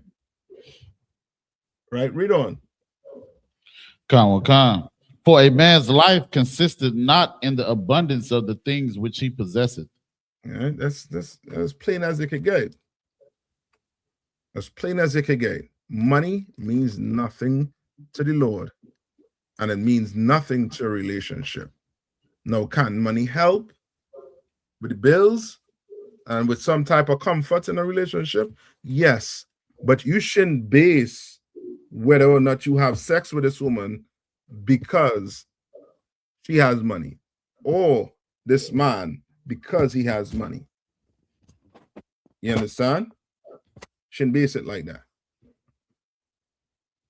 Because it you know what I mean, your life ain't based off of that. And the Lord trying to warn you, right? Go to not second Timothy. Give me James 3:16. Comic-Con, it's the book of James, chapter 3, verse 16. For where envying and strife is, right? Where what? For where envying and strife is, right? Envy is what? Jealousy. Strife is you what? Fighting. Contention. Yeah. Oh, a ton of envy and a ton of strife gonna be happening on what? Valentine's Day. Comic-Con. Ton of it gonna be happening on Valentine's Day. You're gonna read stories of so much domestic violence. Cops on them, you know what I mean? They're gonna can't take this Saturday off. They're gonna be busy. All right, read on.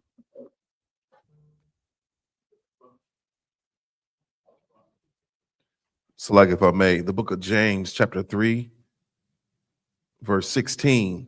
For where envying and strife is, there is confusion and every evil work. That's it. To hell with Valentine's Day, man. Black people, we want to wake up and realize, you understand, that on these days when we celebrate it, something evil happens. Somebody getting what, shot? Somebody, you know what I mean, you're in a big fight. Somebody going to jail. Mm-hmm. Salakia, You know what I mean? Come on. Salakia, you said Valentine's Day is on Saturday? Yeah, I believe so, right? Right. Well, I had a slave one time, sir. It was like an industrial plant. And if Valentine's Day ever fell on a Saturday, the husbands had to either send their wives some flowers to the job on Friday or Monday because those sisters want everybody to see them getting some roses. Right. Yeah. And if they didn't, it was going to be trouble. Yeah. Yep. You're right. Well, brothers, we got to wake up and recognize, you understand, that the Lord hates it. You don't have to do it. Why choose? Why the oppressor always have to give us a day and tell us when we have to give our wife some chocolate, some roses? Why? We program like that? Come on, Kodam. Comic-Con, sir, I just want to bring a precept out if I could, Baba Kasha. Go ahead. It's the book of Isaiah, chapter 3, verse 12. It says, as for my people, children are their oppressors, and women rule over them. Yes. O my people, they which lead thee cause thee to err and destroy the way of thy paths. So like, if I may, sir, I think it's heavy because, you know, it's like what Baaz just said, the women, you know, they sit here and they want these presents and all this and that. You understand? And it's kind of like taking away the manhood of the man. Like, if you don't get this, I ain't gonna give you none or something, you know, it's a lot. That's right. Definitely. Now, give me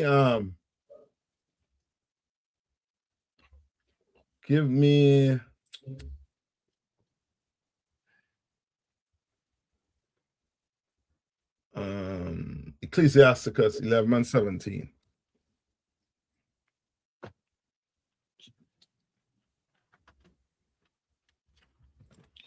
Comic-Con, it's the book of Ecclesiasticus, chapter 11 and verse 17 says, the gift of the Lord remaineth with the ungodly, and his favor bringeth prosperity forever. Say that one more time. Read that one more time. Comic-Con, it's the book of Ecclesiasticus, chapter 11, verse 17.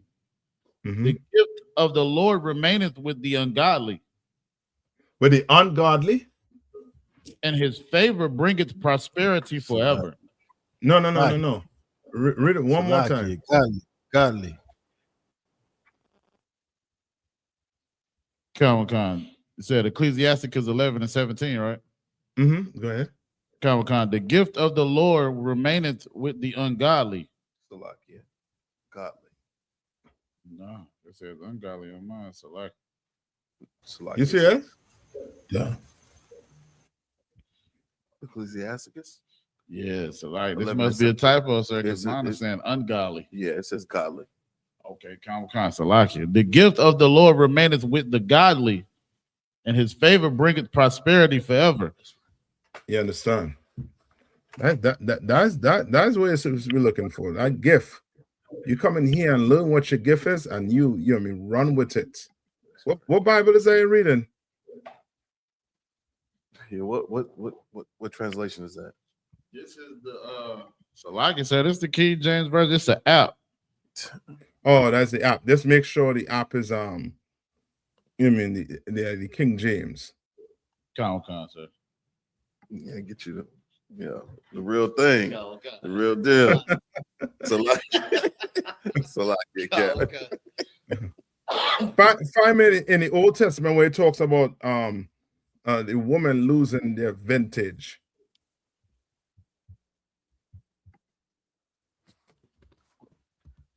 Salakia, Cap. Say that again, sir.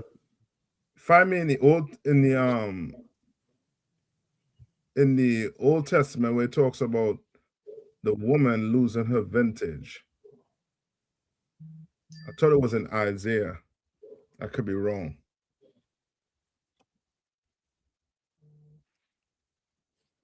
Right?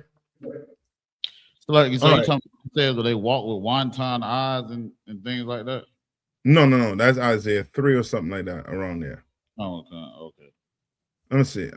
You know what? It could be around there too. Hold on. All right. Any more questions?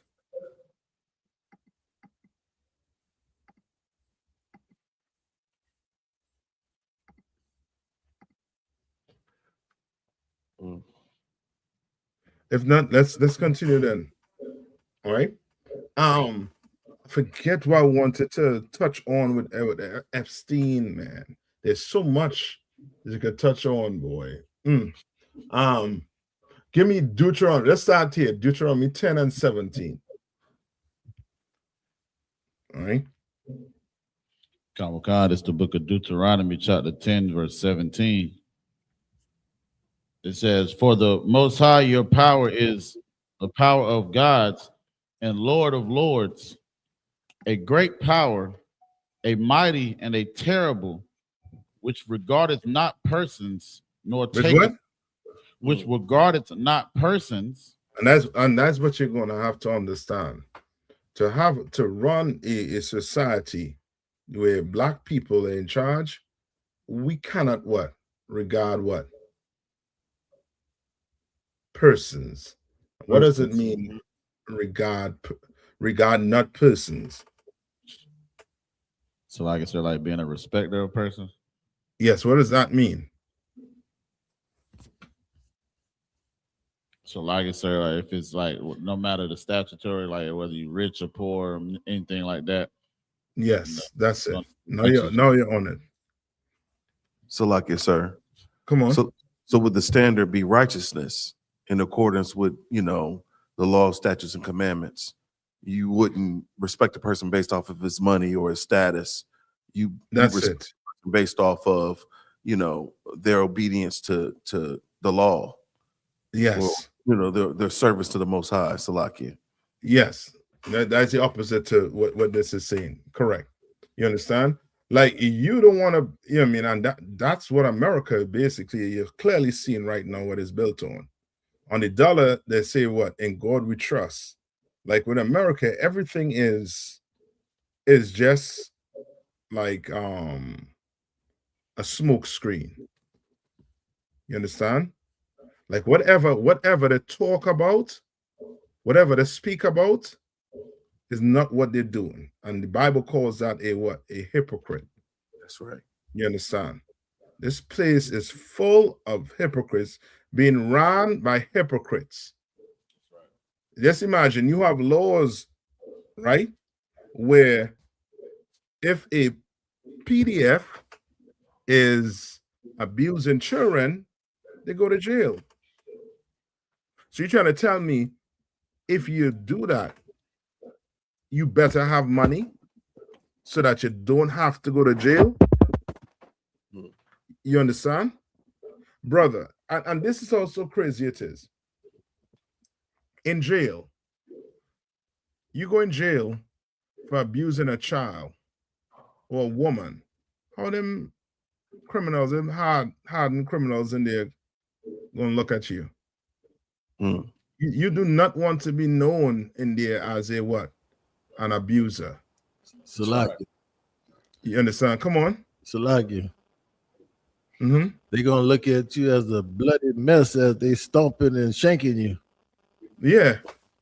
So you're telling me these criminals, these hardened criminals, you know what I mean, have more morality or more integrity than the American government? Where you hiding predators? You understand? That's to let you know that this place does not trust in God and never did and never would. You understand? Read on. Khan, sir. It says, and a terrible which regarded not the persons, nor taketh reward. No what? Nor taketh reward. Yeah, you want to take a bribe and turn your back. Here's $1 million. Don't say anything. Shut up. You understand? The Lord don't work like that. To the Lord, justice come for the rich and for what? The poor. You understand? The Lord, he is long and what? He long-winded. He's what I believe the Bible says he's long suffering. You understand? Like brothers and sisters be thinking, well, this rich man lived, you know what I mean, to 90, how much years and enjoyed his life and think that's it. No. He's going to be what? He's going to be judged. You understand? He's coming back right here on this earth to be what? To be judged. You understand? Ain't nobody escaping the Lord's judgment. Nobody. You might escape the white man's judgment. You're clearly seeing that. You have money, you could escape the white man's judgment. Because he sells everything. Right? Go to all right. Go to Deuteronomy 1:17. And we in the what? So like I got a precept. Come on, go ahead. So like it's a precept on what you just said. Ecclesiastes chapter 8, verse 11. Because sentence against an evil work is not executed speedily. That's it. Therefore, the heart of the son, the heart of the sons of men is fully set in them to do evil. You understand? And this is what's going on the earth right now. You understand? They think because they ain't just dropping, you know what I mean, on the floor. They ain't just clutching their chest and hitting the deck and dying. They think the Lord forget about them. They think they have enough money, you know what I mean, to live, I mean, outlive the punishments of the Lord. Nah. The Lord say, what's going to happen, Baz?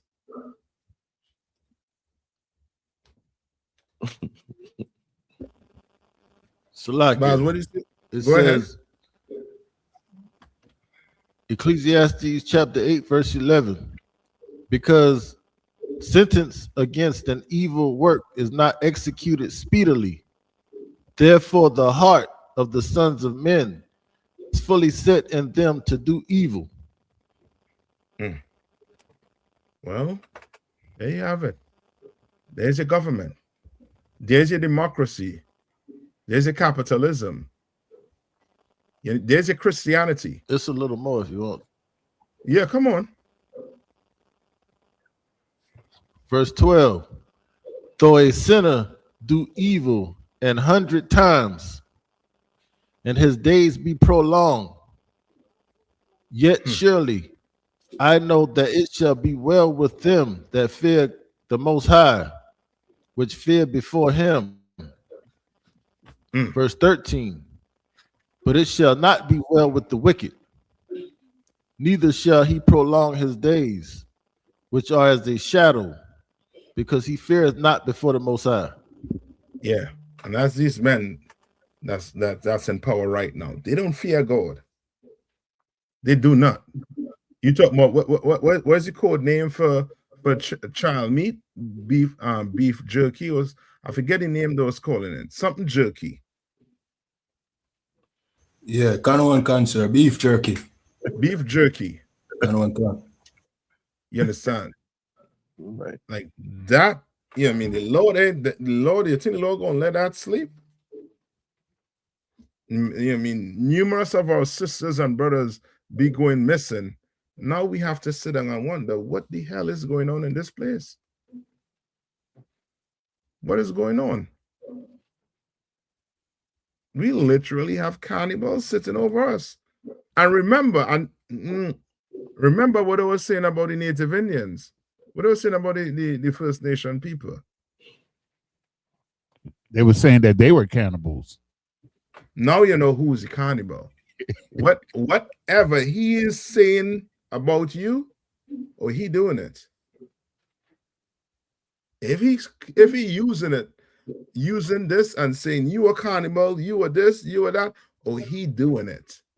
So like I said, it's in the Epstein file. Come on. I got a scripture, sir, if I may. Go ahead. This is the Wisdom of Solomon, chapter 2 and verse 12. Therefore, let us lie in wait for the righteous man, because he is not for our turn, and he is clean, contrary to our doings. Yeah. He upbraideth us with our offending the law, and objective to our infamy, the transgressing of our education. Yeah. You understand? Like the Lord don't want you now to see these people and be jealous of them and want to be like them because of money. These people are evil. You understand? Clearly seen that whoever is running this country, they're evil people. Wicked. And the Bible says when the wicked is in authority, the people are going to what? More. Mm-hmm. And you boss said that, vote Trump in. Now, don't back out now. Don't back out now. Don't now come and say, hey, you know, I mean, where's the Epstein file? Where's the... You knew before he went in, he was on the Epstein file. You knew. So don't cry now. You know what I mean? Now the boat's sinking, you want to jump off? Nah. Sail that Trump boat, man. Sail with it. All right. There's something I wanted. Where we at right now?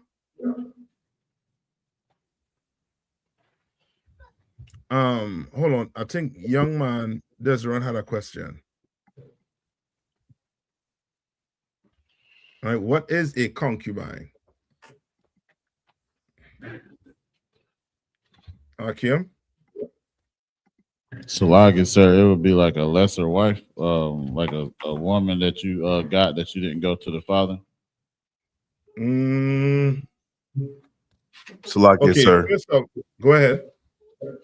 This is according to the the Zondervan Pictorial Bible Dictionary, page 116, compact version.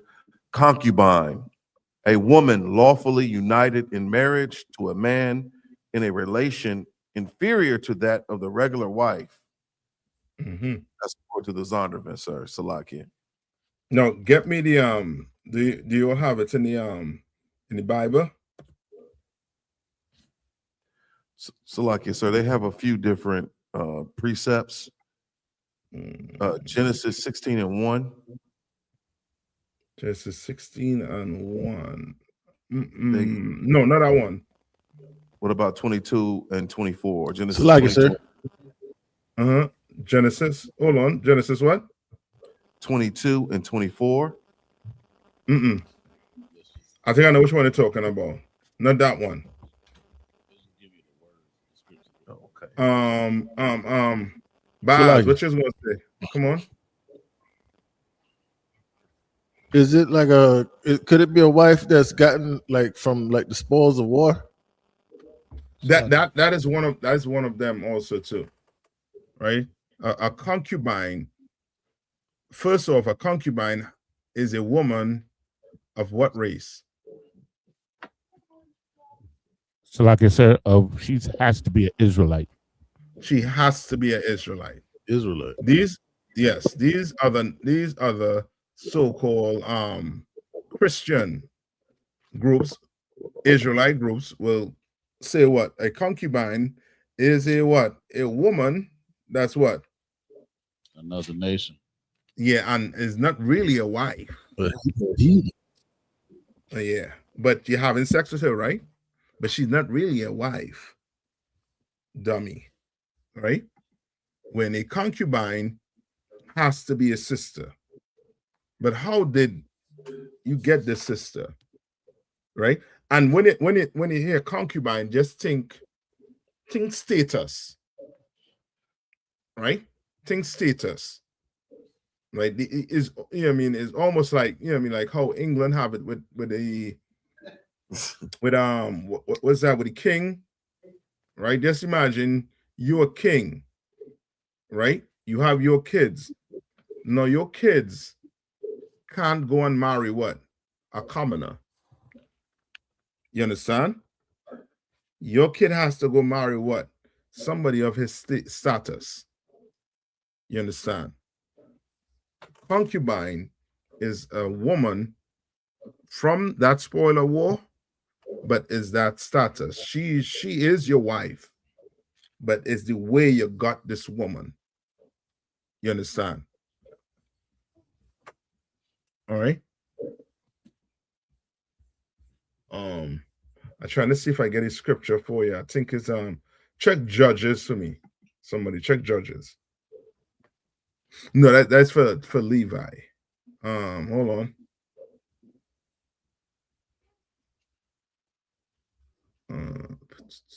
So like it, sir.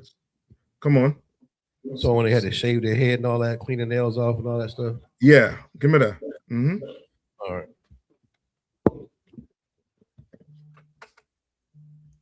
And this is just to show you, or to give you a picture of what the status of this woman, right? So like, sir, I think it's Deuteronomy chapter 21, verse 10. Go ahead. Says when thou goest forth to war against thine enemies, and the Most High thy power have delivered them into thine hands. Right. And just think about this, right? The enemy basically is somebody who what? Who's an enemy? So like you said, would this be kind of like how Israel had a civil war? Yes, but you give him an example. But who's an enemy? An enemy is anybody that basically come up against God's chosen people. Sometimes it might be your own people. As you were saying when we had that civil war. You understand? And this was around the time of what? With Benjamin. You understand? When Benjamin, abused the Levites, that priest's wife, till she died. You understand? And Benjamin went to war with the rest of the nation and was almost wiped out. You understand? Right? We would have been an enemy to the Lord, Benjamin. You understand? That's why we lost. You understand? Right? Read on. Verse 11. And seest among the captives a beautiful woman, and hast a desire unto her, that thou wouldest have her to thy wife. Right. And you recognize it's saying enemy, but it's not giving you what, it's not saying what? This is a heathen. Right. That's right. Because in the back of your head, you just want to sleep with a white woman. Right. You understand? This you looking for example. And now I will ask you, did you conquer white people? Did you conquer a father? And guess what your answer gonna be? No, but what?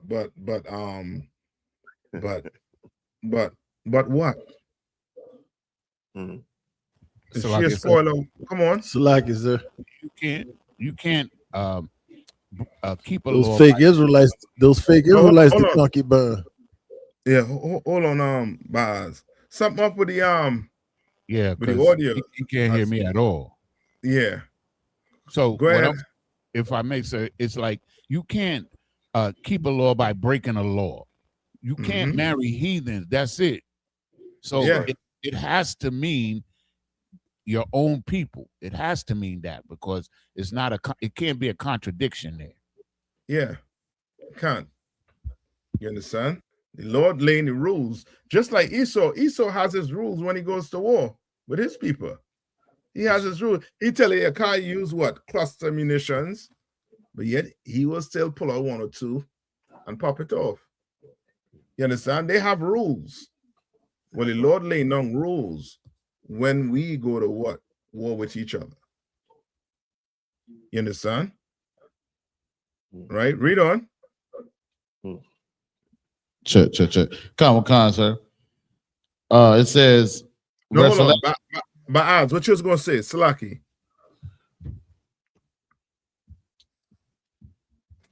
By odds, you was gonna say something? Oh, Salaki, sir. I was just saying those the fake Israelites who say that the concubines of the other nations, since we the ones who got conquered by our oppressor, they would technically be the concubine, right? Yes. They're the concubine.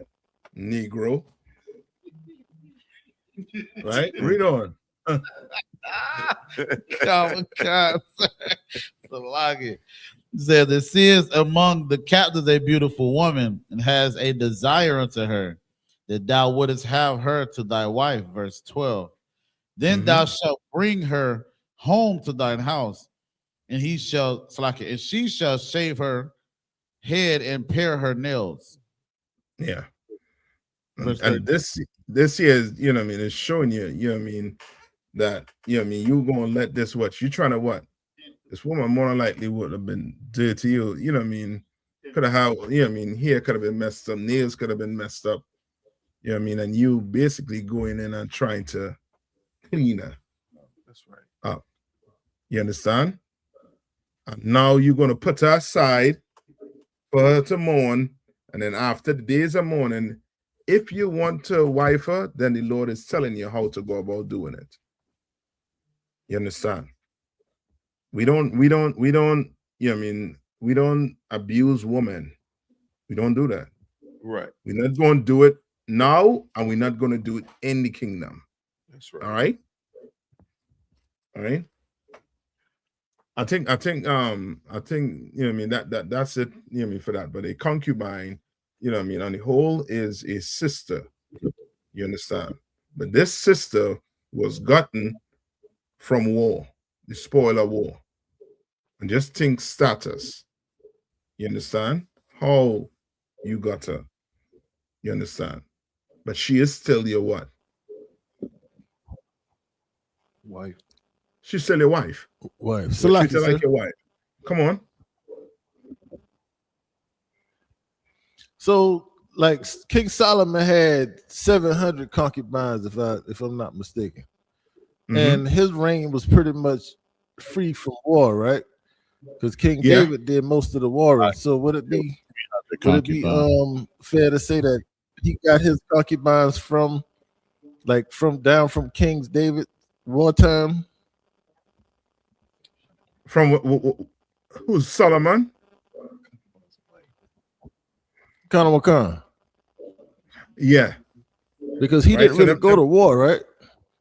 Okay. So he could really it don't make mention of him going to war, but I don't mean he had to quell something that was going on. You understand? Just think, you know what I mean, as a people. You know what I mean? Don't think you ain't gonna have somebody who trying to rebel. Remember, there are things put in the Bible where if there was a murder that happened in the city, the Lord told you what you have to do. All the men in the city have to what?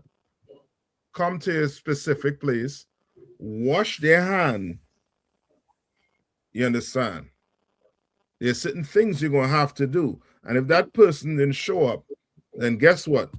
Then more than likely he's the what? The person that commit the crime. You understand? So which means who knows what was going, you know what I mean? There could have been, you know what I mean, little things he putting down. Because remember, in King David days, what it is, before King David got on the throne, there was a war between the tribes. And when he came in, that's why David said, what? There's too much blood on my hands. Solomon, you're going to have to build the temple. That's right. You understand? And again, don't so much think you have to win. You have to go to war for this concubine. Think more so status. Like we still thinking it's we had to go fight and unalive her parents and now, you know what I mean, her family and take her. Think these could have been women who parents were poor. You understand? You understand what I'm saying, Baz? Baz, you there? But Baz, you there? You'll understand what I'm saying, right? This woman, I got you. That Solomon had could have been women who were what? Who didn't have status. You understand? So he had what? 700 concubines. Right? But that doesn't mean they were what? Because then they said that what? Then who will be the strange woman? You understand? So the strange woman and the concubines are two different. You understand? Concubines is your sister. Right? It's just the status, based on the status. Come on. So like you said, so like with Solomon, like he was like making a lot of deals with heathens. And then he would take their daughters for wives. Right. But those would be considered what? Concubines, right? No. What would that be considered? I don't know, sir. Go to it. Go to where it says he has 700 concubine. I believe that's in what, Kings, 2 Kings? Sluggish. Uh-huh. And it basically it's only two ways. It's only a wife and you got concubine. There is no outside other woman entity like a whore or a slut or a prostitute. It's either you got her the traditional way, going through the father if he's alive and doing that whole process, or the father was dead because you killed him, and you got her that way, and it puts the status to be lower. Like I don't see there's no third option here. Yeah, there's no third option, but just to clear it up on the concubine for Solomon. All right, who got it for me?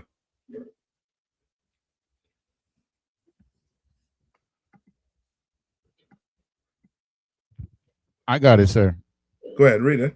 This is 1 Kings, chapter 11, verse 1. But King Solomon loved many strange women, together with the daughters of Pharaoh, women of the Moabites, Ammonites, Edomites, Zidonians, and Hittites. Verse 2.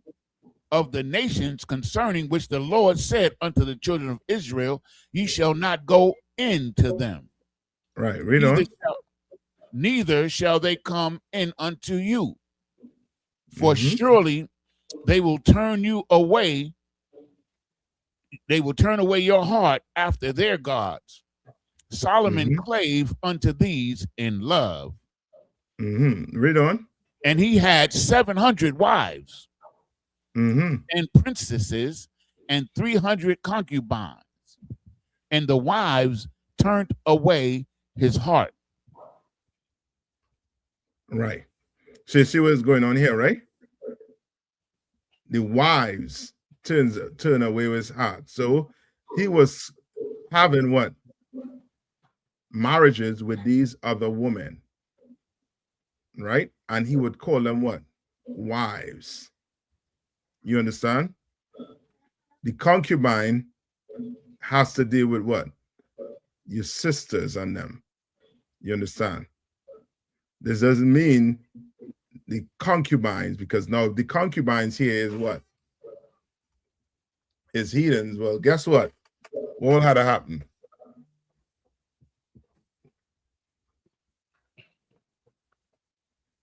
Then we have a contradiction. You understand? When there ain't no contradiction. You understand, sir? Con, I understand, sir. All right. So the heathens, he told you about them up here in verse 1. Read verse 1. But King Solomon loved many strange women together. Those are right. So these strange women, you understand, are these what? Heathens. Yes. You understand? Those were the heathens. And he married them and called them his what? His wives. Wives. You understand? All right. All right. Any more questions? I know we up on the time. Lucky, sir. I got a question. Right. So just quick. This the difference between a concubine and a wife just has to do with status. When I say status, meaning the status of this woman, right? If you didn't get her from what? From war, right? Which you kill her parents, you know what I mean, her people, and took her and brought her in. You understand? Or the status of that woman, whether she was what's the word they use in English people? Low-born. You understand? But a concubine and a wife is what? They both what? Wives. Yeah, they're both wives. It's just one telling you how you got one than the other. You understand? Come on. I think it's Kwaba. You had a question? Sir. I had a question in Romans chapter 12, verse 20. I think I need to start at 17 though. I know Come on. Answer this for me. It's the book of Romans chapter 12, verse 17. Recompense to no man evil for evil. Provide things honest in the sight of all men. Meaning don't be dishonest. You don't be a dishonest man or a woman. You understand? Everything you're doing, you know what I mean, make sure you try and do it as honest as possible when you're dealing with each other. You understand? And it's a recompense no man evil for what? Evil. That's right. You understand? Like you don't take correction into your own hands. Somebody do something wrong, you come and get the counsel and let the counsel decide that judgment. But you know, because he steal from you, now you go do what? Steal from him? You shouldn't do that. Because maybe he wasn't the person that stole from you. You understand? Right, read on. Verse 18. If it be possible, as much as lieth in you, live peaceably with all men. Yeah, meaning, you know what I mean? Try your best to what? To be at peace with brothers and sisters. Try your best. Sometimes it might not happen, but try your best nonetheless. And if it don't happen, we have counsel. You understand? Try and be a brother. Right? Read on. Verse 19. Dearly beloved, avenge not yourselves. That's but what rather- that's what he basically trying to get you to understand. Recompense no man with evil is what? Don't avenge yourself. You understand? Living peaceably with people mean what? You're not going to what? Avenge yourself. Read on. but rather give place unto wrath. Meaning what? Not say to what?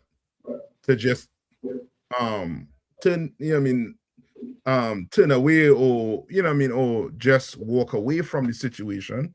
No. If somebody do you wrong, let's get a counsel. You understand? You go get that counsel. You understand? You are given what? Place onto what? To wrath. Right? Meaning the Lord's judgment, not your judgment. Sorry, read on. For it is written, vengeance is mine. I will repay, saith the Lord. Yeah, you go get counsel on it. You understand? You and that brother go to counsel. And in that counsel, the Lord is there. And the judgment is going to come down. You understand? The Lord is going to repay. You don't have to worry about it. You understand? You don't have to now go and try to avenge yourself. No. Read on. My question is in the end of 20. Go ahead. Verse 20. Therefore, if thine enemy hunger, feed him. If he thirst, give him drink.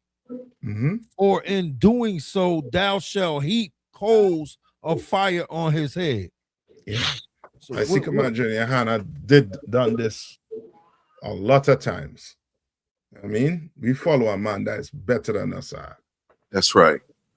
You know, much people talk evil about Commander YAHANNA, and what did he do? What did he do? He fed them. You understand?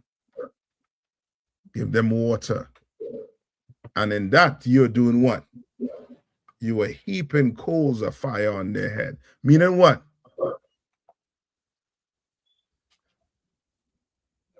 That's what I don't know, sir. I feel like it's meaning like,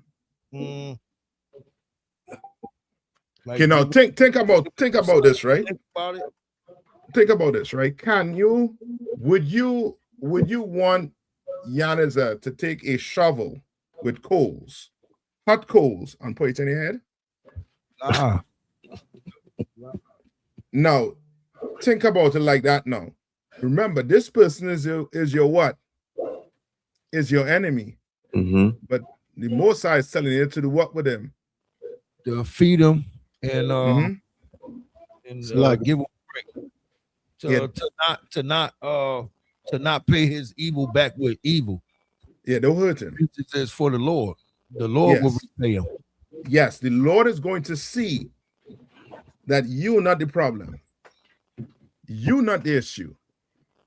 Where's them people that wear the sackcloth?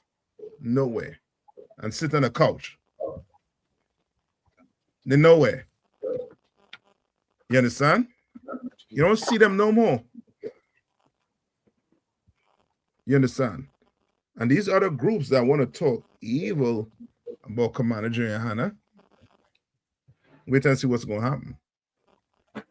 You understand? And I'll bring it back to you. You know what I mean? It's simply, you now are not going to do what? You are not doing what? It said it above. You're not doing what? They're trying to stick to you not doing what? What are you not doing? I don't know. I'm not entertaining it. You're not avenging yourself. You're not doing it. You understand? You taking it to council. You letting the council decide it. You understand?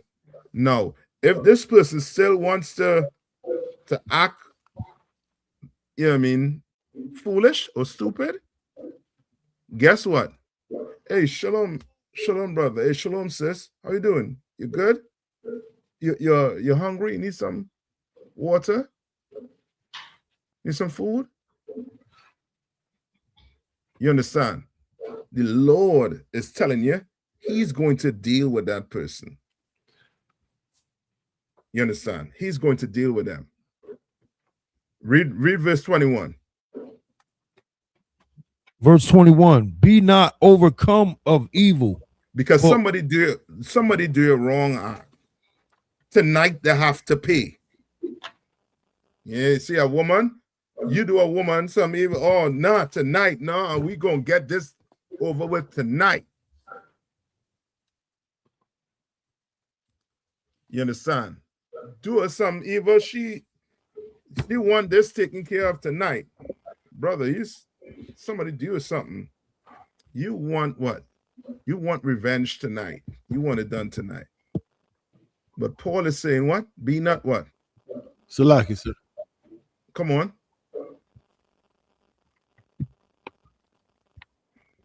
So you went out on my laptop. So what you saying, the heaping the hot coals on their head is making the punishment from the Most High worse?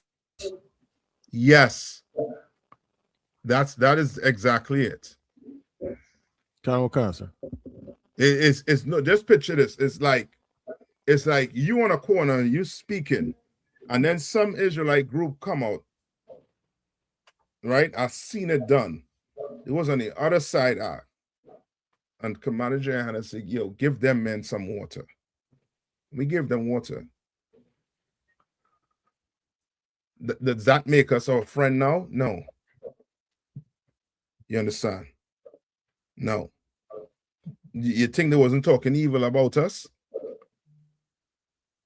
You understand? Right? Come.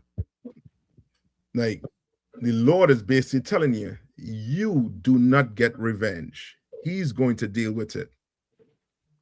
You ask for the counsel. You come and ask for the counsel. Somebody doing something he will, right, on the job, you come and ask for counsel on how to go about dealing with it. And we'll tell you how to go about dealing with it. Maybe you might have to come visit whoever is on that job that giving you some issues. You understand? And let it be known. You understand? But the Lord is the one that's going to, you deal with them the way the Lord said to deal with them. You understand? Meaning what? You not trying to do what? Hurt them. Right. You ain't trying to get revenge. You understand? On them. The Lord now is going to watch how you dealt with that person and deal with them. You understand? You're going to heap coals on your enemy's head arc. That's by the way you deal with them. You understand? Come. You're good with that, Aquaba? I ain't telling you now to go sit down and eat with them. You understand what I'm saying? I'm telling you to do that. It's telling you, read verse 20 one more time. Be not overcome of evil. No, 20. Salakia. Verse 20. Therefore, if thy enemy hunger, feed him. If man he talking shit about you. You understand? In some other fake group. What we do with Christians?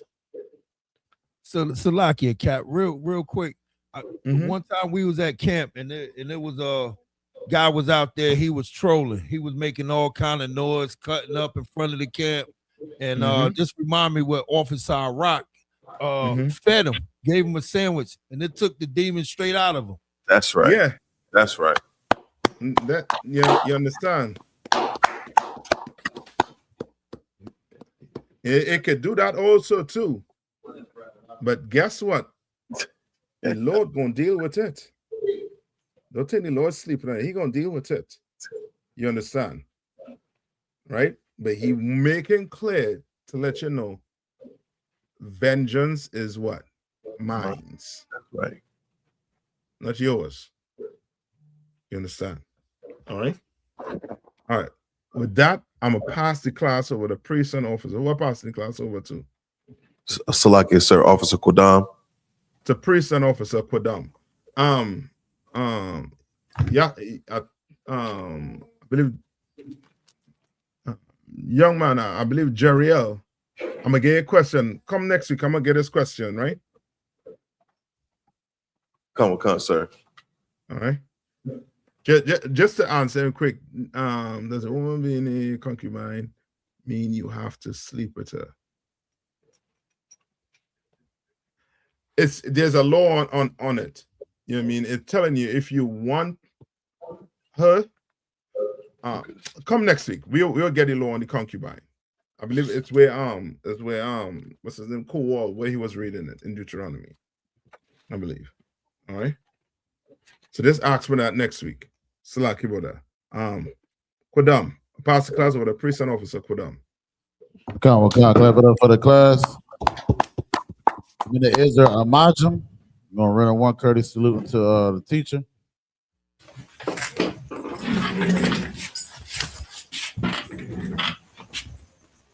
Mina Israel Amajim Shabbat.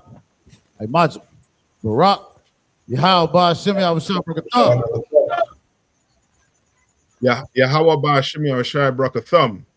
Got Matah. Saw him in the turn. Sisters Amajim in the stand, Baba Kisha. Mina Israel, we're going to run a one courteous salute to the sisters. Mina Israel, Imam Shabbat, Imajim, Barak, Yahweh Shabbat. Yahweh Shabbat, Taba, Shimon Shai.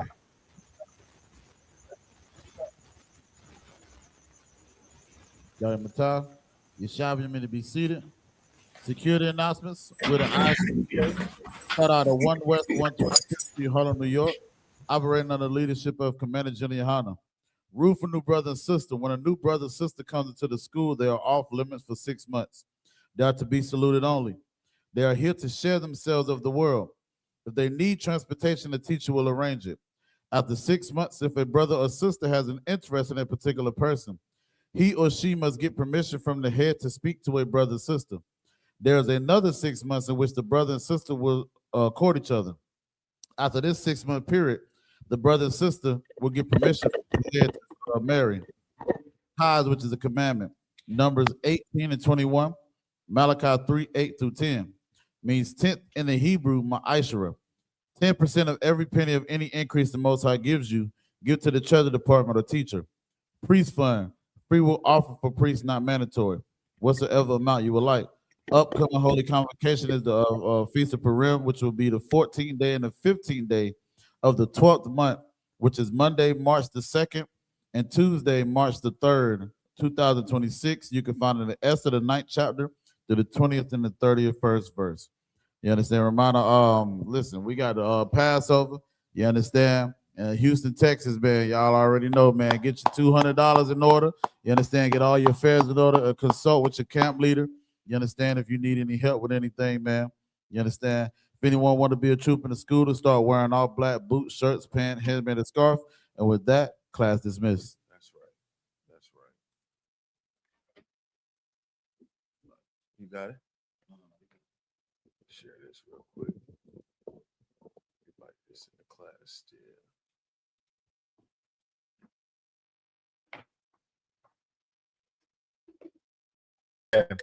We're going to be in Houston, Texas from April 1st to April 5th, celebrating the Lord's 57th annual Passover, fishing, horseback riding, rides for the kids, bounce houses, and the annual lamb slaughter held at the BH Ranch. And it ain't no party like the all-black party, the annual all-black party. 14149 Player Street in Houston, Texas. You know it's going to be lit. All leading up to Saturday, April 4th, the Lord's 57th annual Passover. You still got time. Go to ISUPK.com to pay your Passover fee. 18 and over, $200. You do not want to miss the Lord's 57th annual Passover. Houston, Texas. Shalom.